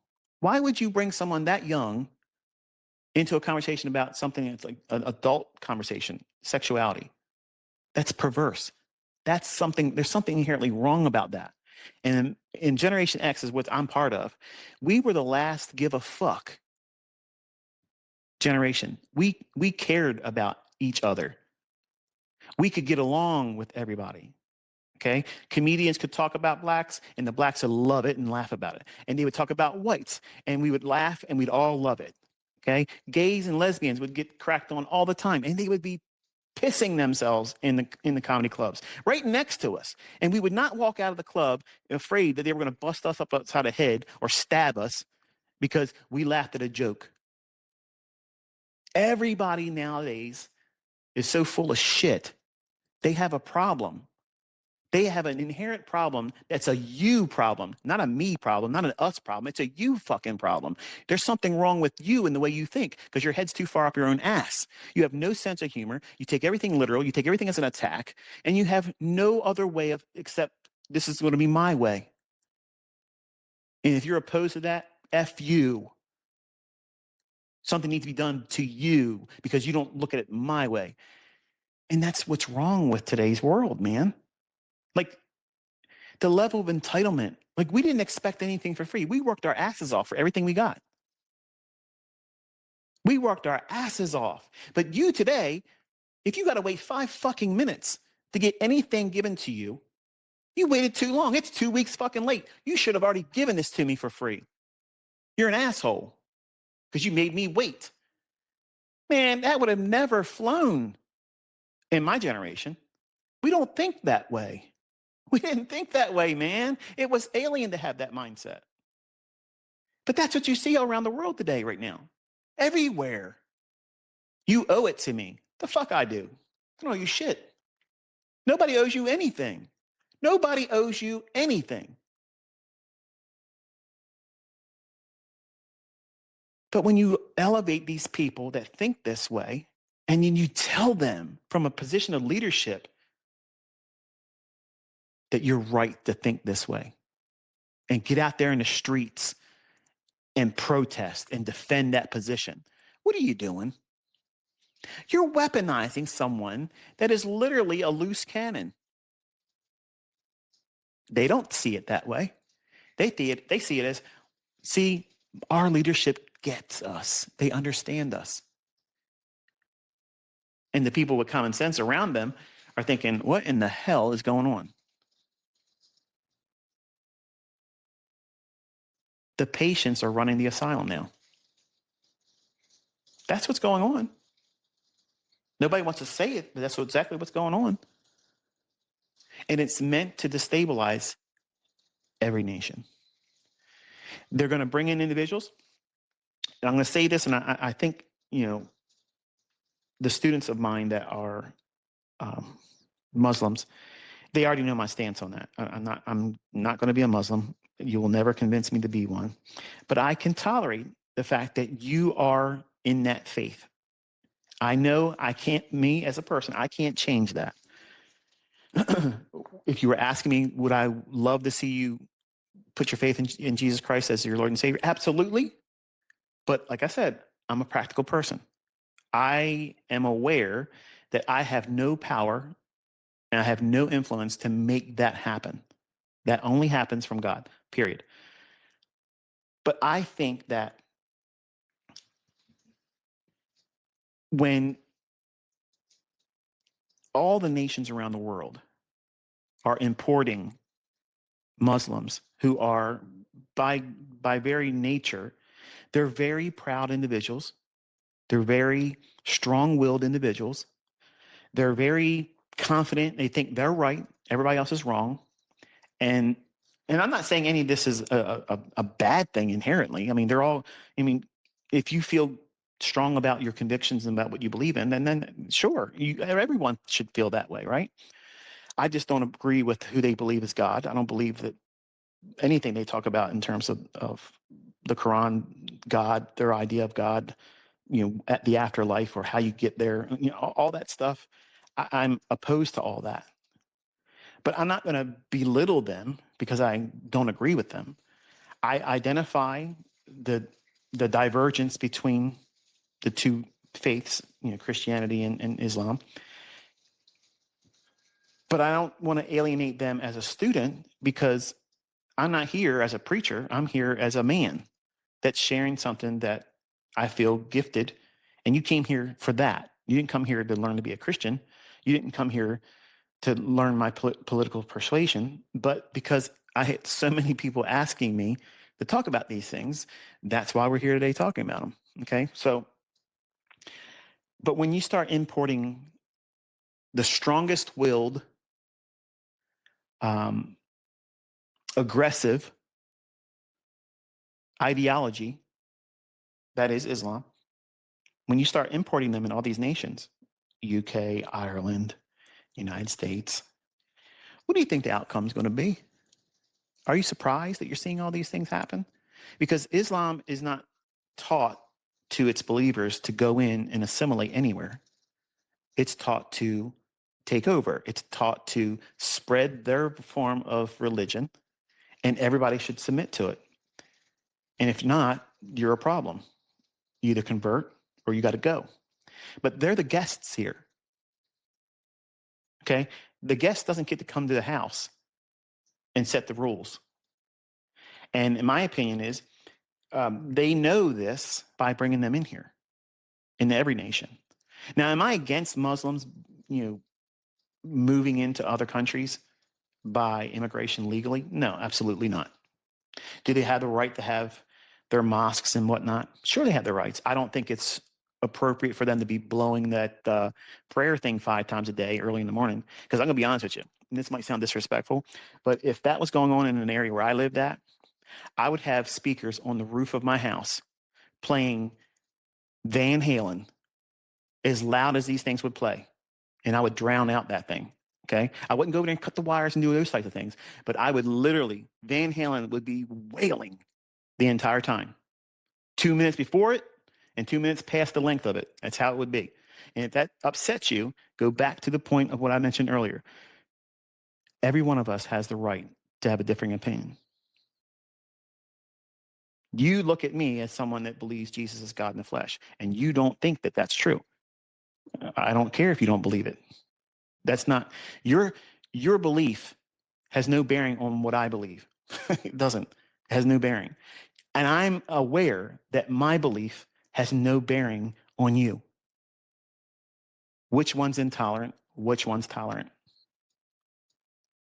So when you bring, let's just take Christianity out for a second. We'll bring it back in a second, but let's take it out for a second. All these nations are having this influx of Muslims coming into their country, and they're giving them free rides, subsidies, health care they don't have to pay for. What's your health care cost? Let me tell you something. Healthcare is so expensive right now. That was by design. That's how Obama got all of his money. It ain't the book sales. The book sale, the books is the illusion. That's where he made his money. No, it ain't. He's getting all the kickbacks from Big Pharma because he allowed them to run up all these big, huge premiums through Obamacare. You can keep your doctor. Sure you can. Lies. Lies from the guy who forged a woman's Hawaiian birth certificate. Oops, I said it. But the bottom line is this. If you look at what they are doing, they're bringing these people in by the bus loads and plane loads, setting them up with free everything, allowing them to do whatever they want to do, say and act the way they want to act. But anybody that does anything opposed to them, they're the problem. You don't think that that is the goal here in the United States? In every other country? That's exactly what it is. That's exactly what it is. But you are not allowed to say anything about it because you are a troublemaker. You're a rabble rouser. You are racist. You're this, that, and the other thing. And the only thing we're saying is who are you and why the fuck do you get to have everything for free? And why is it your way and nobody else gets any say in the matter? I got a problem with that. And it wouldn't matter if you were Muslim, Hindu, Christian, whatever. I'd have a problem with it. And it's not a problem for me to see everyone else's problem with it as well, because it's justified. Nobody should be getting a free ride. Nobody. I think welfare should last 1 year and then you get the fuck off of it by force. If you can't get a job, you can't get your shit together, and you get another kid, you're pregnant, knocked up by somebody else, you should have your shit cut off immediately and on a list that you never can get it again. What motivation is there for you to ever make strides to be independent and do gainful employment on your own? If you get your rent for free, you get your food for free, you get your cell phone for free, you get your health care for free, and you're rewarded by getting pregnant again by a man living in the house that you say left you. See, being in real estate all the time. All the time. Section 8 is abused like crazy. But when you allow and you import these types of individuals into our country and you set them up with that mindset, so here's what you can do. And then we're expected to pay $3,000 a month for healthcare, for a good healthcare plan, covering all your family members.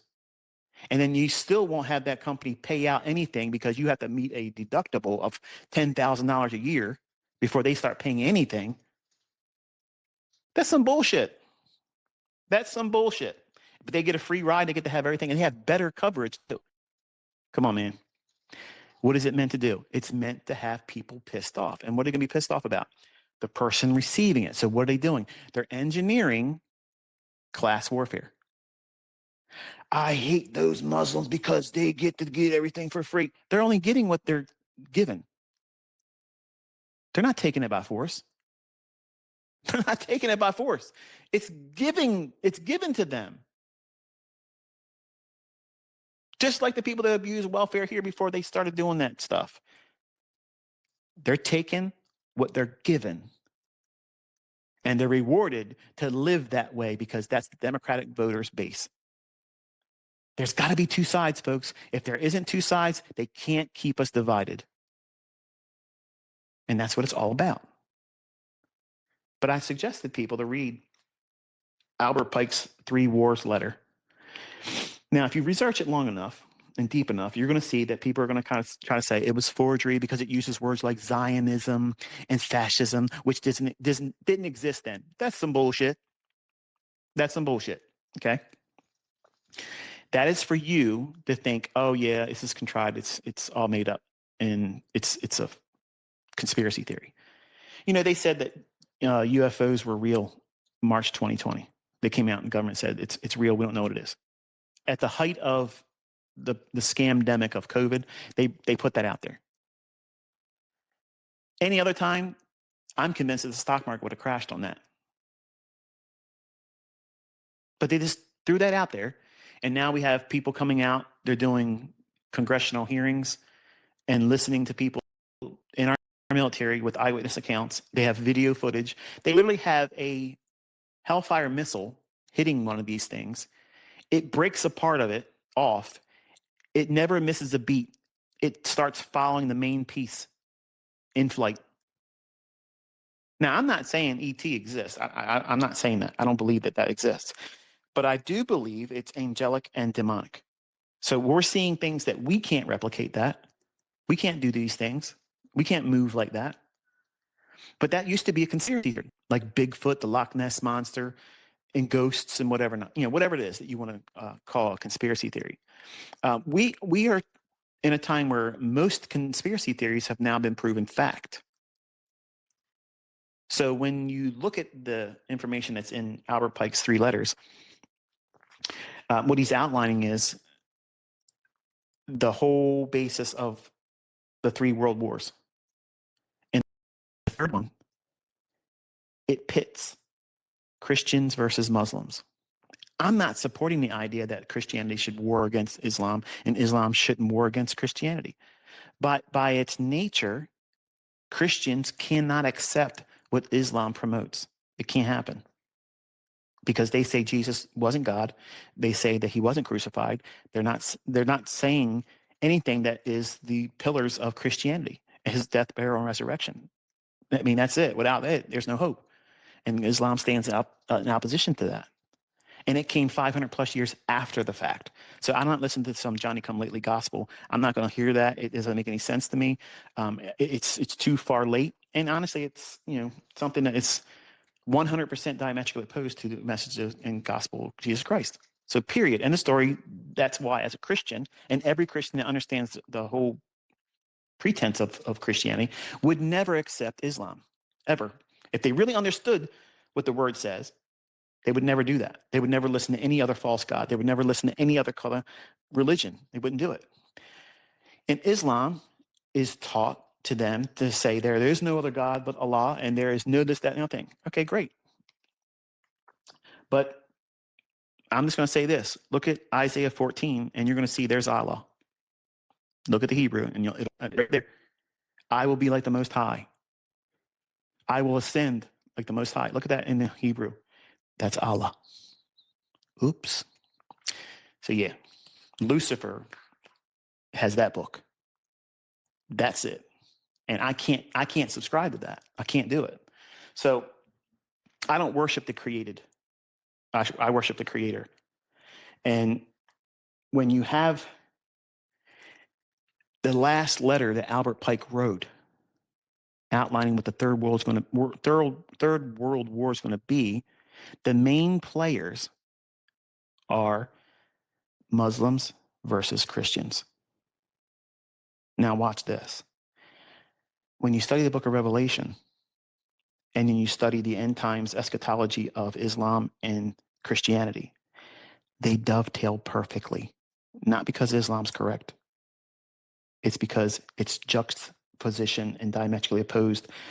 The roles of the players in the book of Revelation are the same perspective that Islam holds, but who they see as their Al-Mahdi is the Antichrist through the lens of Christianity.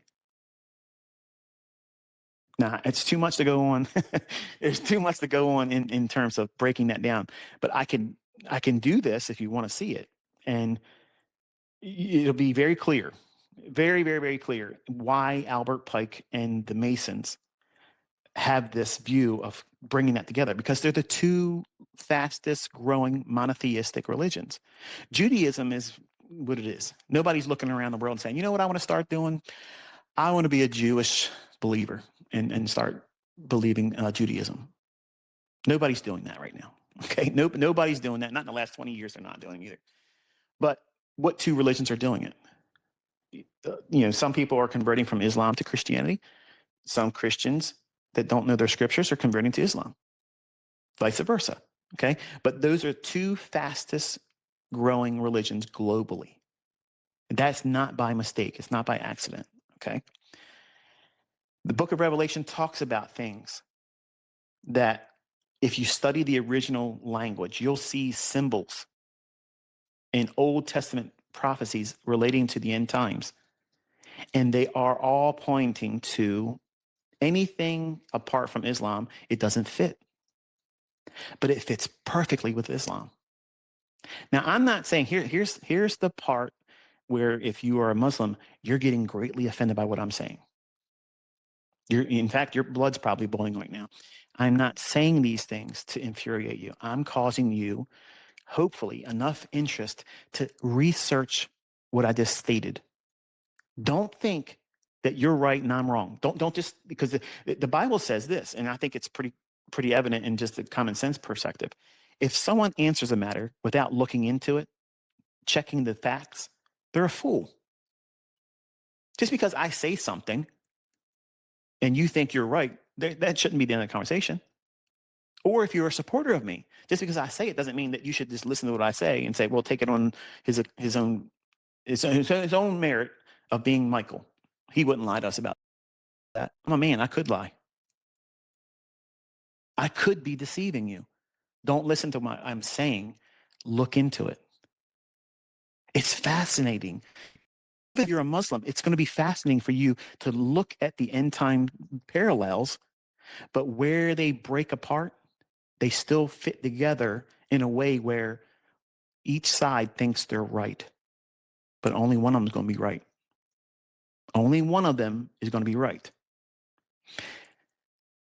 But what is Islam's goal? Global domination. They want Islam everywhere. As Christians, we preach and share the gospel, but we also know that we have been given free will, and we're not going to win everybody.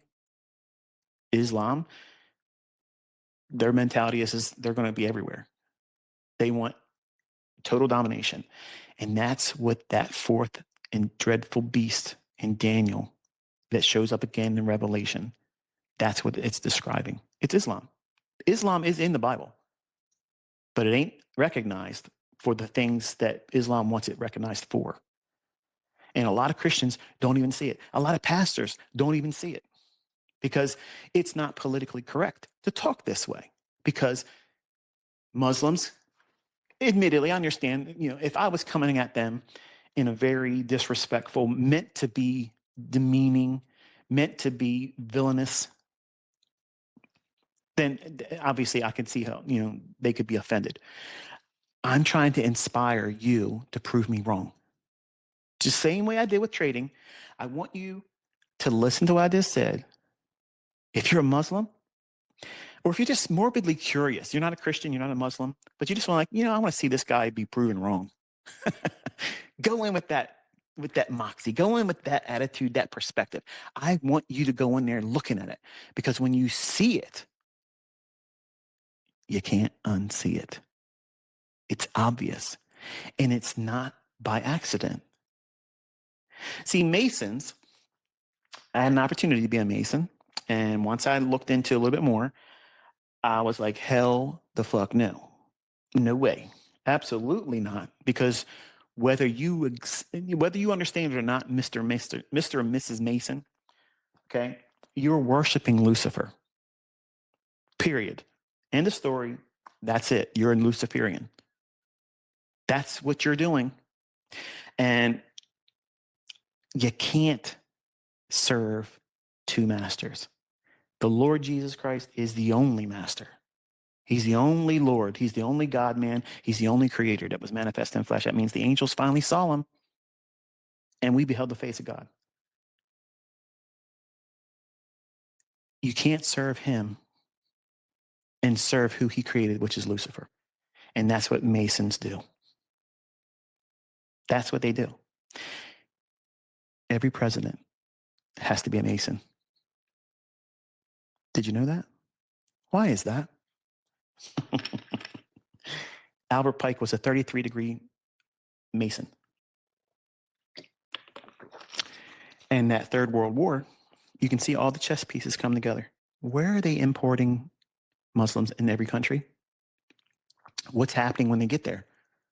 They're trying to take over. They're causing a ruckus because they believe they're supposed to be doing it. That's what their religion tells them to do. So you can't really fault them because they're brainwashed at an early age. This is what they're supposed to believe. So I'm not trying to say, these are terrible people. I think they're just misguided. But they're being used as pawns, just like the Christians today are going to be used as the other side. It's going to be an extreme version of Republican versus Democrat, but on the global stage, because Republican and Democrat is just isolated to and limited to just the United States. So there's no real there's no Democrat and Republican in the UK and in Ireland and other countries, okay? But they're migrating these chess pieces into every country. So that way we as a citizenry, whether we're Christian or not, we start looking at them and we start building animosity. You're getting all this stuff for free. You're taking advantage of us. You're beating us down. Let me tell you something. Anybody that takes advantage of the taxpayer's dollar is a piece of shit to me. Okay. I said it. I don't give a fuck what you think about. I don't care what your feelings are about it either. Okay. You're a fucking thief. Okay. You're a thief. You need to go to jail. You need to pay for those crimes. But when there are individuals that are brought here and they are coddled, enabled, and protected, it's not just a crime that they did. It's the leadership. It's the law, the judges, the prosecutors. All of them have a stake in it. And my opinion is there's no fixing that. So where are we at? We're teetering on that precipice of, once we fall over, it's going to set things into motion where it's going to be violent. Like, it's going to be violent.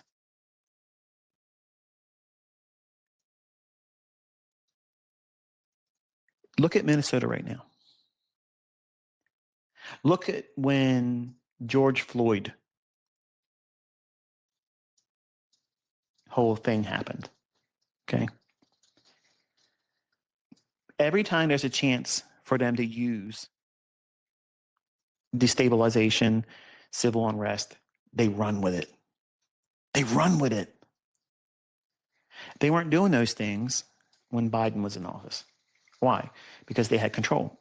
They were in a seat causing the things in motion, putting things in motion like that, so that with the conservative side would hate them, build up more animosity. And then when their side was feeling strong and making fun of the MAGA group, they lose. So now they're going to go crazy and piss and moan and go out in the street, because the left will do that. They'll go to work for that, but they're not going to do anything that makes the country better. But their myopic view of reality keeps them from being, in my opinion, upstanding citizens, because they expect everything for nothing. Everybody should be equal. When we're not equal,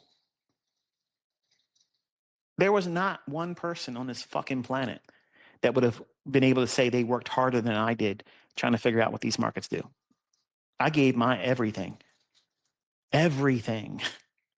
So no, there's nobody else out there that did more work than me. And anybody else that comes along and says, yeah, well, I'm going to teach SMC concepts and blah, blah. You don't have the authority, bitch. You didn't earn it. You don't know them. You don't know it. And that's why I talk the way I talk. It sounds narcissistic because you're an entitled little bitch that you think is owed to you. And you can just move on in and set up shop. No, you don't get to do that. No, I'm not going to let you do that. No, I'm not going to stay silent and let you bitch over people and screw them over and talk to them in Telegram and pretend to be me and ask for money. That's why I come here all the time. And I sound like a broken record. I don't need your fucking money. Okay? That's what separates me from all of you other motherfuckers. You are all panhandling because you need the money. I don't need any fucking thing. And when I see people come into our country and other countries and they get a blank check to fuck everybody else over and they're rewarded for doing it, I'll speak up and say that's fucking wrong. And I don't care if you like me or don't like me because of that. I don't give a fuck. Because I'm from Generation X and that's how we roll. We don't give a fuck about your feelings. Facts over feelings is what it is. And that's where we departed. The generation after mine came in, coddled, tickled with a feather on its ass, promised things that they didn't deserve, didn't earn, didn't work for, built this level of entitlement.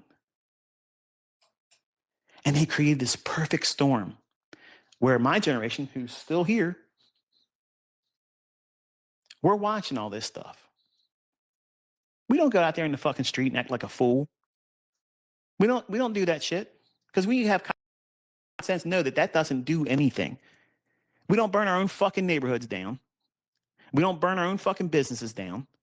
We don't victimize our neighbors. We don't do that shit. Retarded fucking ass clowns do those types of things. People that are uncivilized with no fucking common sense or IQ do those types of things. Or they're paid to do those things. Either way, that same coin is the same coin. One side or the other, it's still the same coin. It's ass backwards mentality. It's not positive. It doesn't build anything up. Its only purpose is to destabilize and play the counterparty of heel. Just like in wrestling, there's the bad guy, the heel, and there's the face, the good guy. That's the plot. That's the meta narrative between the opposition, the plot, the war narrative. And if that narrative is always implemented, you never see the story writer, because that's who's pulling all the strings behind the scenes, and that's who's profiting. That's who's hurting us. That's who's hurting us. When we're constantly bickering and fighting with this one and that one, you're wrong, no, you're wrong, I'm going to kill you for it. What? What? How did we jump from, I don't agree with you, you don't agree with me, you don't exist because you don't deserve to breathe anymore? And you don't think that's mental fucking illness? Like, that's lunacy. I don't agree with Muslim doctrine. I don't agree with Hindus. I don't agree with atheistic views, okay? I don't agree with Judaism. There's a lot of things about it that's wrong. But I don't look at them and say, you don't exist. You don't get to exist. You don't deserve to live because you don't believe that what I believe. That's monstrous to think that way. I can accept the fact that God in his infinite wisdom gave all of us free will. You don't have to believe in him. You don't have to. You don't have to keep his commandments. You don't have to believe what he said. This is the only way you get heaven. You don't have to believe any of that stuff. You don't have to. But when you stand in front of him, you have to accept the punishment for not having done so. That's the only have to that's in there. I'm not the judge, jury, and execution of people that want to disobey it. I'm just obligated to share it. Once I share it, it's on you. If God chooses to, not draw you any closer to him and give you any more faith because he's the author and finisher of your faith, that's his decision. It's not mine. Islam doesn't have the right to force itself on me and you. I don't have the right to force Christianity on any of you. Hindus don't have the right to force it on us or anyone else. Atheists have no right to be able to say there's no God and government when our government was founded on the principles of the Bible. So no, you don't have a say-so in that matter. But it's funny how these Luciferians that are running every country right now, they want to remove all semblance of our founding fathers and how we formed this nation, which is on biblical principles. They don't let the Ten Commandments be posted in their government buildings. Up in Minnesota, you can walk in there and see that the Satanists have a plaque up there basically saying, thank you, Tim Walz, for allowing, Satanism to be, promoted in there, blah, blah, blah. And that's allowed there. You don't think there's a problem with that? Let's say you're a Muslim. Do you have a problem with that? You should. You should. But how about the atheists? You have a problem with that? Because that's who they believe is God. They believe that Satan is the God. You have a problem with that as an atheist? Or is it just because Jesus is your real problem? So anyway, I was thinking to myself when I first started this, I didn't want to have a lot of time on here. And let me take a look at my phone and see if there's any reason to get off this.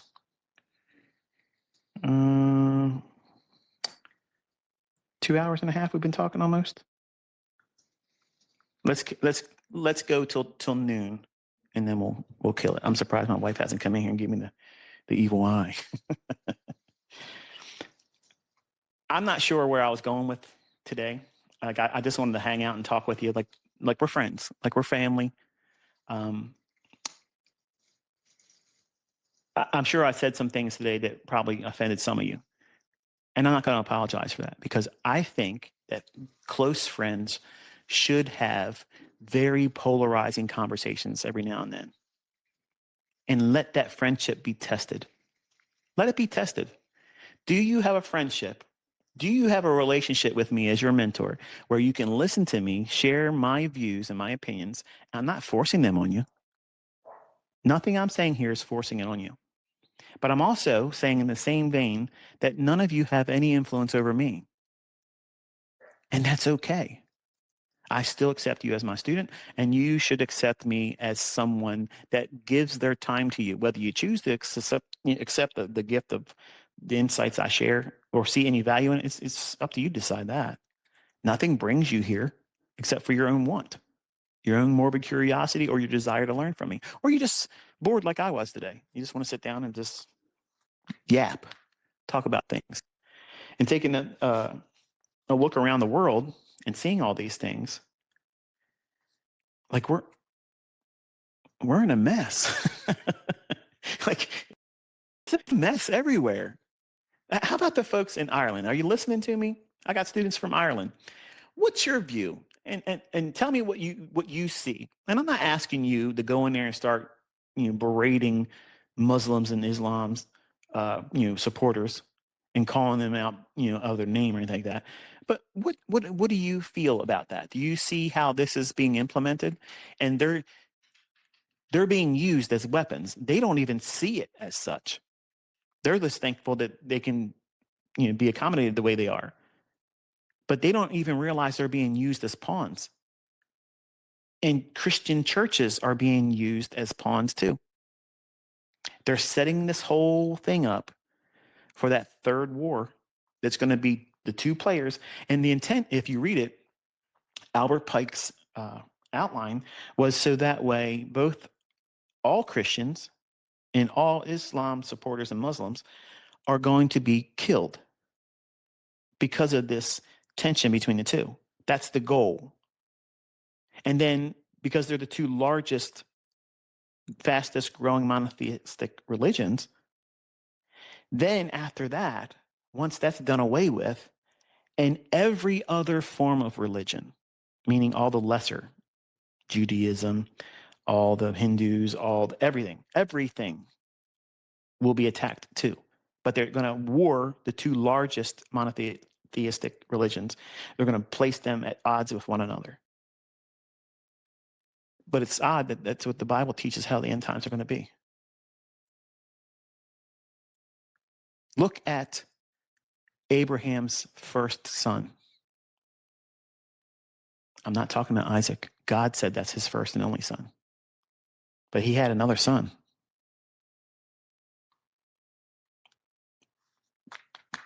Think about it. Where'd he go in the world? God said he was going to make him a great nation. Look at the Middle East. He did. He did.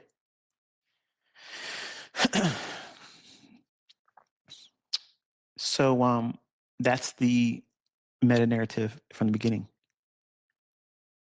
They know that they were a son of Abraham and the first of Abraham.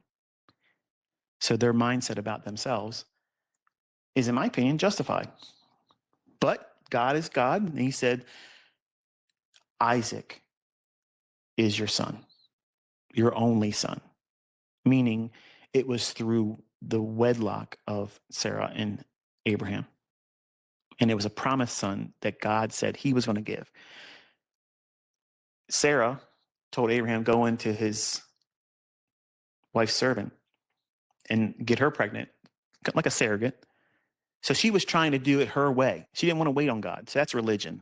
Okay, that's what religion does. I'm going to do it my way. I'm not going to trust God. God said he's going to do it, but I ain't got time to wait for God. I'm going to do it on my timing. Abraham, go do what you got to do. Give me a son.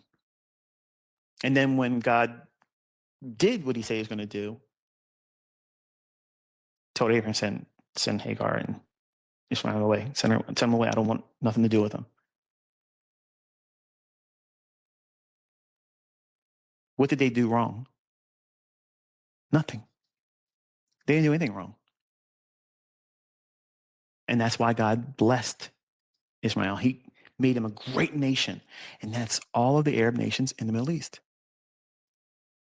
And you had this contention. That's why they have a problem with Isaac and Jacob. That's the original story. That's the beginning. That's the enmity between the seed. And that's how it ends. Because God said, I'm going to call the end from the beginning. As it was in the beginning, so shall it be in the end. There was contention. Jacob and Esau. Mm-hmm. Two brothers. Two different ways of doing things.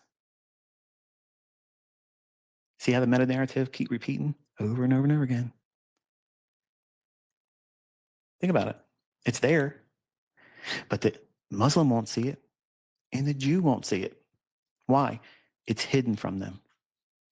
But they're going to be put at odds in the last days. The Jews are going to be crushed in the winepress of God in the last 3.5 years. And 2/3 of the Jews that's going to be on the earth then are going to die because of what God's going to do. And I'm sure a lot of Arabs and Muslims are thinking, yeah, can't wait to see it. But God said he's going to come to your nations first. And he's going to bathe his robe in blood. So I wouldn't be so quick with all that rah, rah, rah. But that's what Revelation says. And when you understand the players and the people and the countries that are involved, and you rightly divide it, that's what's coming. And everything is moving around on this world global chessboard. And it's right there for everybody to recognize and see if you know what you're looking for. And most people in churches and most pastors today, they don't know. They don't touch that book of Revelation because it's too subjective. And they don't want to be held to the accountability of knowing the entirety of the Bible, because to know Revelation, that means you have to know all of the Old Testament. And most pastors today, they only go into it for a business. Hi, Miss Piper. You're here to let everybody know you're happy to see me. Most churches today are ran by people that did the very least just to call themselves a pastor so that way they can sell church memberships and 10% income from everybody, fleecing people that are unbiblical. Paying a pastor, not biblical. Come at me, bro, in the comments. I will whoop your rear end over that. Okay? It's not biblical. Just like tithing is not biblical anymore. It's not. I have people that go to churches. I have friendships with pastors. They will take odds at that, but they won't have adequate responses to the scriptures. They make it very plain. It's not subjective. It's not ambiguous. It's very, very plain. There is no tithing for the New Testament Christian. There is none. There is giving. There is absolutely giving, and it can be more than 10%. Oops. But as far as taking 10% of your gross income and giving it to a man that calls himself a pastor and lives his life like a celebrity, that's not biblical. He's supposed to be the lowliest of all of the people, the most largest servant of the congregation. You don't see that today. They got to be up there with security around them, driving in Bentleys, $1,000 ties, $5,000 suits or more, bragging about what God gave them from a materialistic perspective. That is absolutely alien to the Bible. That's a proud and haughty spirit. And they tell you you're going to go to hell unless you do it. They're going to hell. They're going to hell. They're heaping on things to the believers that they themselves wouldn't do. Where's their 10% of they're earning their income? Where is that being paid to? Ask them that and listen to the crickets roar. So don't think I'm over here just whipping up on one side of the coin here. Christianity today ain't biblical. Most of these churches, if Jesus walked in them, they wouldn't even recognize him, but he'd be in there flipping tables over, whipping all of them, because they've turned his house of prayer into a den of thieves. What does that mean? What were they doing in there? They were buying and selling. That's not supposed to happen in the house of God. Outside, sure, but why was he calling them thieves? Because when people came there and they were buying their lamb, their turtle dove, their offering, their animal to shed blood for their sins to be pushed back for one more year, the people that were operating the scales, they had rigged it in such a way where the coinage, the money that was being used, they were cheating the people when they would be paying. So they had a lying scale. So not only were they buying and selling and merchandising in God's temple, they were doing it in a way they were cheating them. And that's why they're thieves. It wasn't just that they were merchandising in his house. They were stealing because the people were coming there with their hopes that, okay, I'm going to pay what I have to pay, but they were overcharging them. They were profiting off of the faith of the people that came there to have an experience with God. The same thing that goes on today in churches. And you wonder why I don't go to them. Because 90% of churches today, at least all around where I'm at, that's how they roll. That's how they roll. If I found a church that preached and taught the gospel as I've shared it, and I've only shared what the scriptures say, I'm not a pastor. I would never be a pastor. I'm not a prophet. I'm not anything. I'm not an evangelist. I believe I'm a teacher, not just in trading, but everything in my life I've always taught, everything.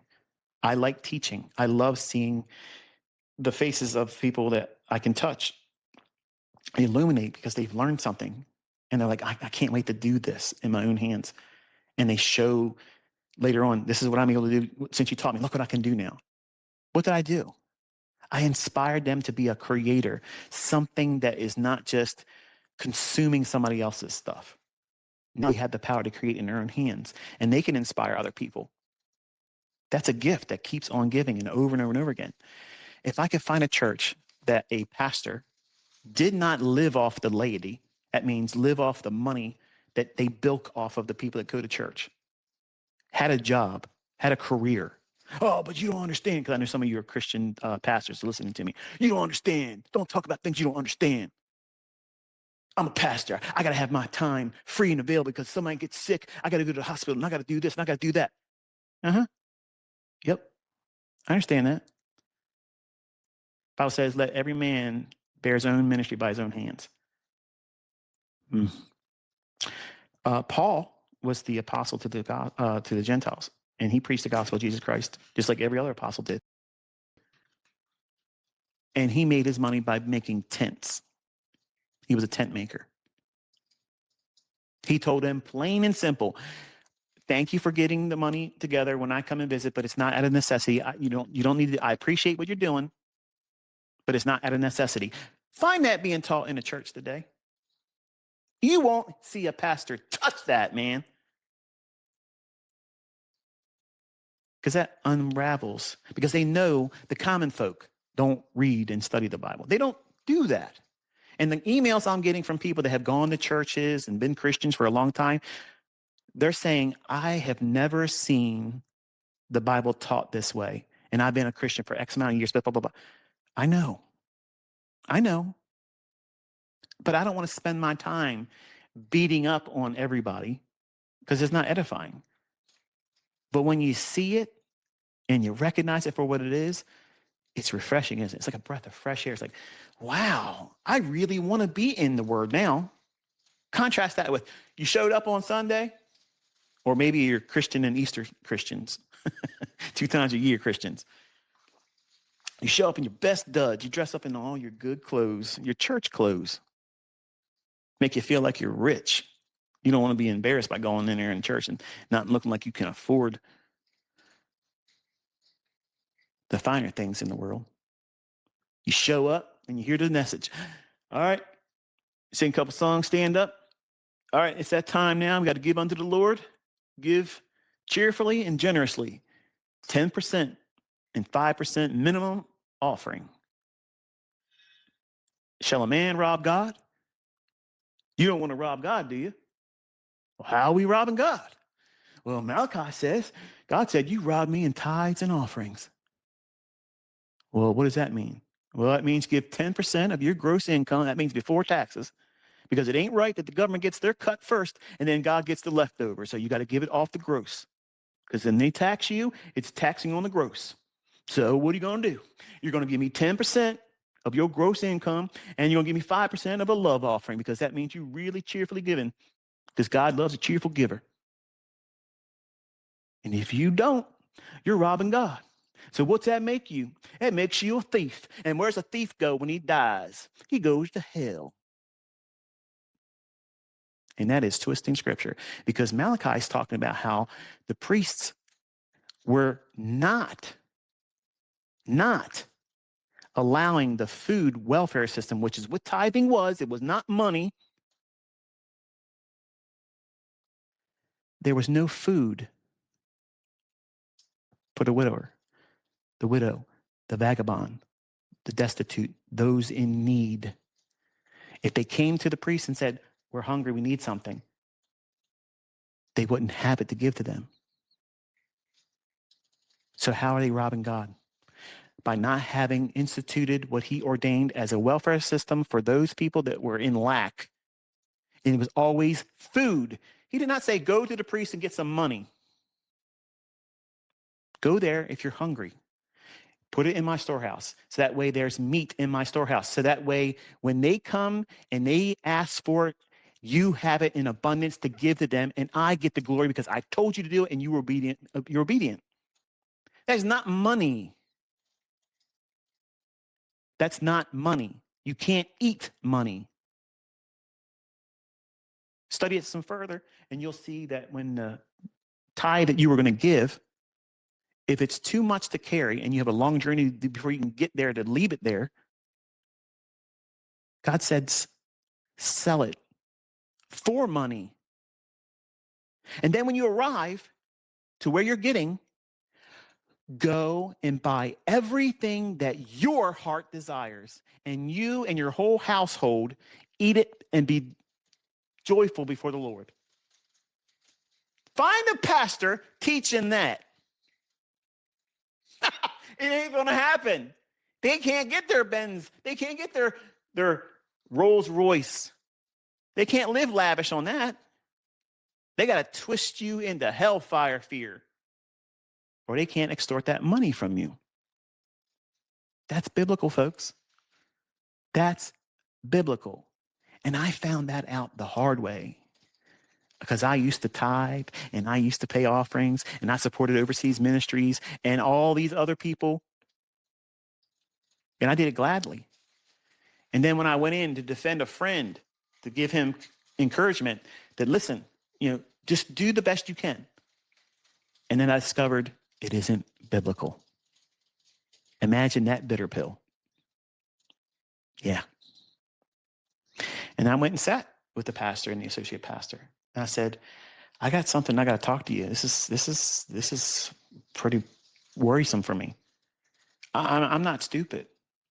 And I'm looking at this, not just on the superficial text, but I went to the original language, and what you're talking about, it don't hold water here. That dog don't hunt. So you're running this like a business. Well, it is a business. Well, I understand it's a business, but it ain't supposed to be ran like a business. It's supposed to be a welfare program that you're not supposed to profit off of. Hello. God is robbed of the glory of meeting the needs of people when they have a genuine need. Ask these pastors to help you feed your house when you're short on money and you can't make your bills. Look at their face when you ask them. That'll tell you everything you need to know.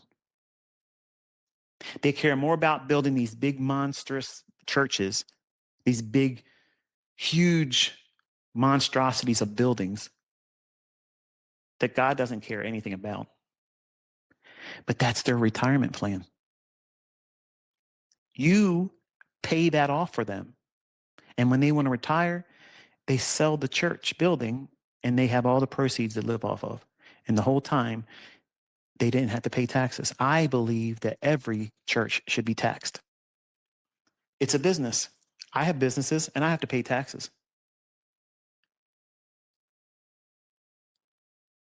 Hello. Oh, I don't like what you just said. I'm a pastor. I don't care.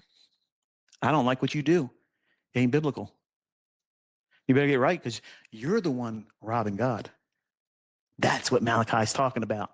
You're robbing God because people are coming to you and you're lying and telling them, unless you give 10% of your gross income to me, what are you doing with that money? Well, you don't understand. I pay for this and I pay for that. No, no, no, no, no, no, no. What are you doing with that money? You're buying stuff. And that stuff is the same thing that God told that rich young ruler to get rid of and sell it and give it to the poor. And what that young rich ruler do? He walked away sad. And Jesus said to everybody else watching, see that? It's real, real hard for a rich person to get into heaven because of that mindset right there. Because they care about theirs, and theirs is yours in their eyes. Now, I'm not saying, I know some of you are like, well, Michael's telling me I should stop going to church. I didn't say that. I did not say that. I'm just saying, consider who you're giving to, and under what pretense are you giving it? When I gave it cheerfully. But I can't give cheerfully when I realize it's not biblical. Did I stop giving? No. I just changed where I was giving. I find people that I can see in front of me, there's lack.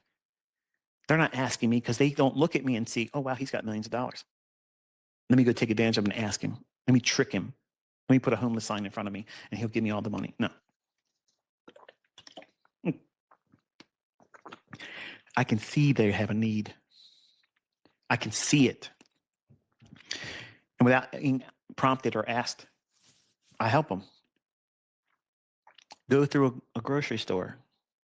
Go there for the express purpose, not for you to bring home anything, but to go there and find someone and read their face. Look around. They have the smallest cart. They don't have the big cart. They have the smallest cart. They have the smallest thing of milk, the smallest carton of eggs, but they have a wedding ring on. They're not by themselves. They have one thing of ground beef, 2 cans of vegetables, maybe a loaf of bread, and the smallest condiment of mayonnaise, ketchup, or whatever. What are they doing? They're feeding themselves on what they have left after everything that they got coming in. And you know it by how they look on their face. They're not walking around head up, smiling. How you doing? Greeting everybody. Their heads down. Their face full of sorrow. They're broke. And then what I do is I walk up behind them when they're in the checkout line. And I motion to the person working the cashier. And I tell them, pointing to myself, I'm paying. They bring it all up. And I step right in front of them rudely. And I put my credit card in there. Put in my Super Saver phone number.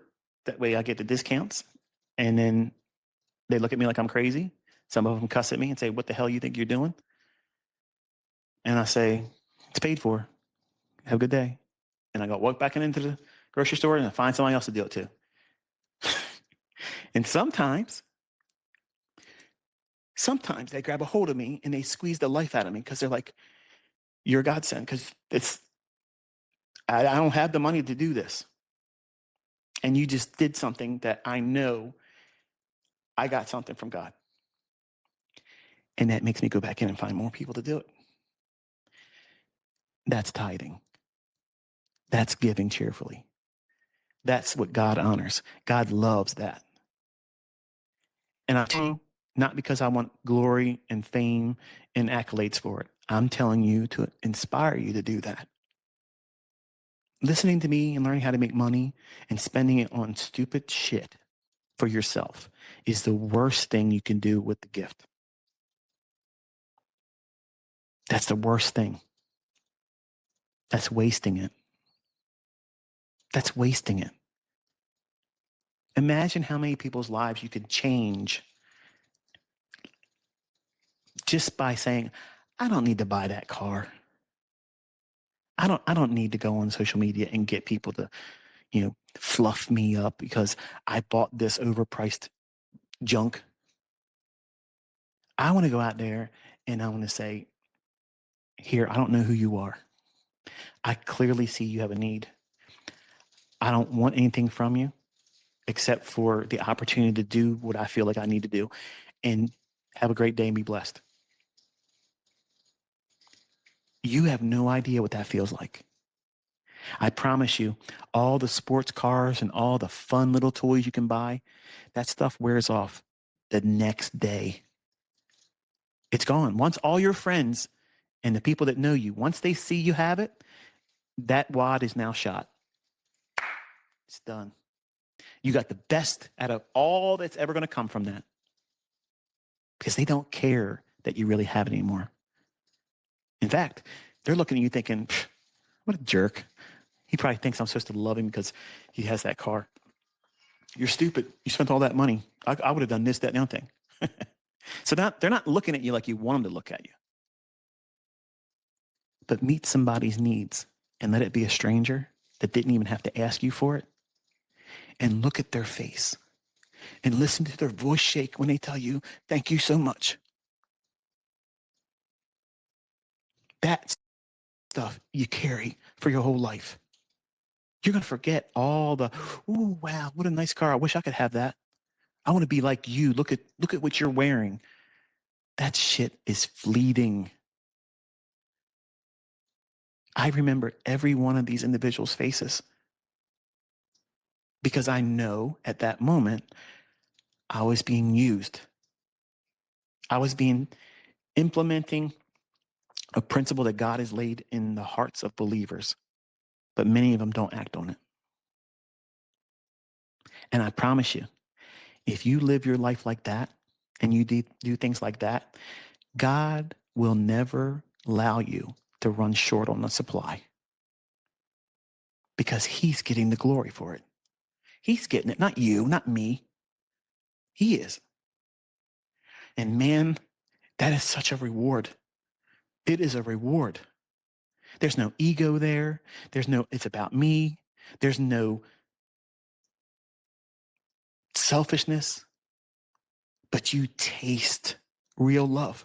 You taste appreciation. You feel generosity in its purest form. And then you watch this person weep. And the cashier, they're weeping. And then you can't take it anymore. And you're weeping. And you feel good. It feels so good. And it's infectious. It makes you want to do more of it. And the next time you see that cashier, they start smiling. You know right away what they remember. And you just sit and wait because they're going to say it. It was awesome watching you do that. And I did the same thing right after that. The next weekend when I got paid, I found somebody that did the same thing. It felt amazing. How about that? How about that? That's church. That's living Christian life. That's giving. That's the real tithe. But you'll never see that taught because it doesn't allow them to live a lifestyle that was never promised them as a pastor. If I had one wife, which I don't, I'm divorced. I had one marriage in the beginning that I did for the wrong reasons, but it was in my heart. I felt like I was doing the right thing. But because of infidelity, which the Bible says I can divorce for, but I don't believe we're allowed to remarry and not be in sin. So while I am remarried and I was born again after being married, I don't believe I meet the criteria to be a pastor. When I was younger, I had every aspirations until I read in the Bible that I don't have that right. So it kind of like knocked me down a little bit. Didn't take away the steam and the inspiration to want to share God's word, but it took away the reality that I can't be one. So at the time, I wanted to be a pastor like this, where I didn't live off of the laity. I didn't ask for their money. I was going to pay for the lighting. I was going to pay for all of the costs. So that when people came, they heard the word of God and they felt no burden. They had no expectation except for come there and worship the Lord. Hear the word, make a joyful sound, lift up your hands, praise and worship, pray, lay hands on other people, and let the gifts of the Spirit run. Leave changed. Leave prepared for the new week. Feel edified, filled up, inspired, taught what the word of God says. That's what I'm looking for in a church, and I can't find that. I can't find that. And the word says in the last days, there's going to be a famine in the land, and that meant the whole world. And it's not because it's a famine for food, but it's going to be the word of God. There's a lot of places out there call themselves churches, but they are not teaching the word. They're teaching prosperity. And who's prosperity? Who's prosperity? It's the pastors. He's the one living high on the hog. His wife is living high on the hog. But the lady's coming in there, paying out, expecting God to do some kind of miracle because he's promised, oh, you're going to do this? Sow a seed. Sow a seed, and the Lord's going to give you that house. Blab it and grab it. No, that's not biblical. And you wonder why so many people try Christianity that way and they don't stick with it. Because it's a false gospel. It's a false teaching. It isn't going to stand the test of time. And God's not in that. God's not in that. He never promised those things.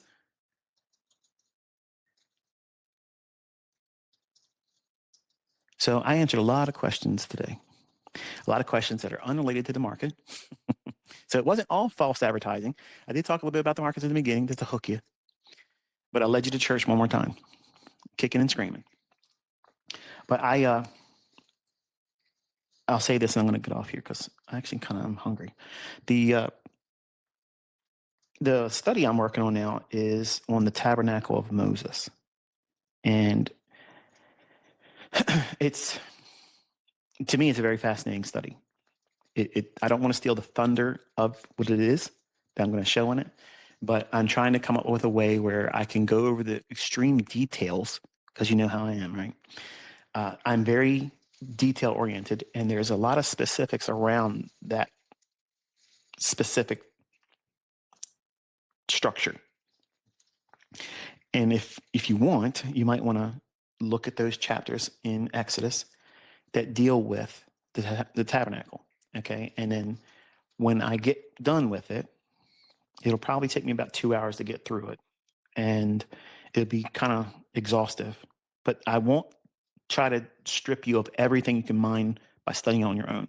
But I promise you, it'll be so cool when you look at it. Because I love finding Old Testament things and bringing light to it where it's like, that is awesome. Like, that's neat. That's like, I wouldn't have saw that if I hadn't looked at it from that perspective. And when you see it like this, as I'm going to teach, it's just one of those things that makes you think, wow, I want to study more. And that's what's the inspiration for me doing that channel. Not only is it teaching people how to come to God in the right way biblically, but also how to revere and adore him in the study of his word, because it's fascinating. It's so fun. It's like a treasure hunt. And when you get in, you turn over all these rocks and you start thinking, wow, that's there. It's always been there like that. Yeah, it's always been there like that. And it's fun. And it's easy to be delighted by his word. It's just so fascinating. It's a rabbit hole that just keeps going deeper and deeper and deeper. And as you would expect, as the author, he can do those types of things. In a stale old book that people say this doesn't make any sense, it was written by a man, it keeps delivering deeper and deeper, layer upon layer. You can look at the same passages and go into them and see new depth, more insight, more manna, bread from heaven. So hopefully I've been, in a certain kind of way, entertained you, got you invested emotionally and psychologically to prove me wrong, inspire you to have a little bit of faith in humanity and not fall into the victim and trap that they're trying to have us fall into. You love your neighbor. It's everyone that's not you. They're going to do things backwards sometimes. They're going to look at things differently, but that doesn't mean war against them. It doesn't mean harm them. It doesn't mean threaten them. It doesn't mean go out in the street and break up their stuff or harm them. That's uncivilized. And I think that, unfortunately, we're going to see a whole lot more of that intensify. And when we get into spring and summer months, it's probably going to be off the charts. So I had some trips that may end up getting canceled if things start getting stupid. But I had time to talk with you today. I got to overstep my welcome because my wife is giving me that sign. I'm getting off now, hon. Okay, just give me a chance. Okay, I'm saying goodbye. That's what I'm saying to him right now. So I'm going to escape. I will wish you all a pleasant week. And when it comes to market commentary and whatnot, the second week of February, as I said, on February 10th, that evening, I will resume with market reviews and commentary, and I'll start talking about it on a daily as it happens. So until then, I don't know when I'm going to talk to you again, but the next bit of business will probably be that Bible study on Berean study. And if I can get it done this week, I hope we'll have it up by Friday evening, this coming Friday. Until I talk to you next time, be safe and enjoy the weekend.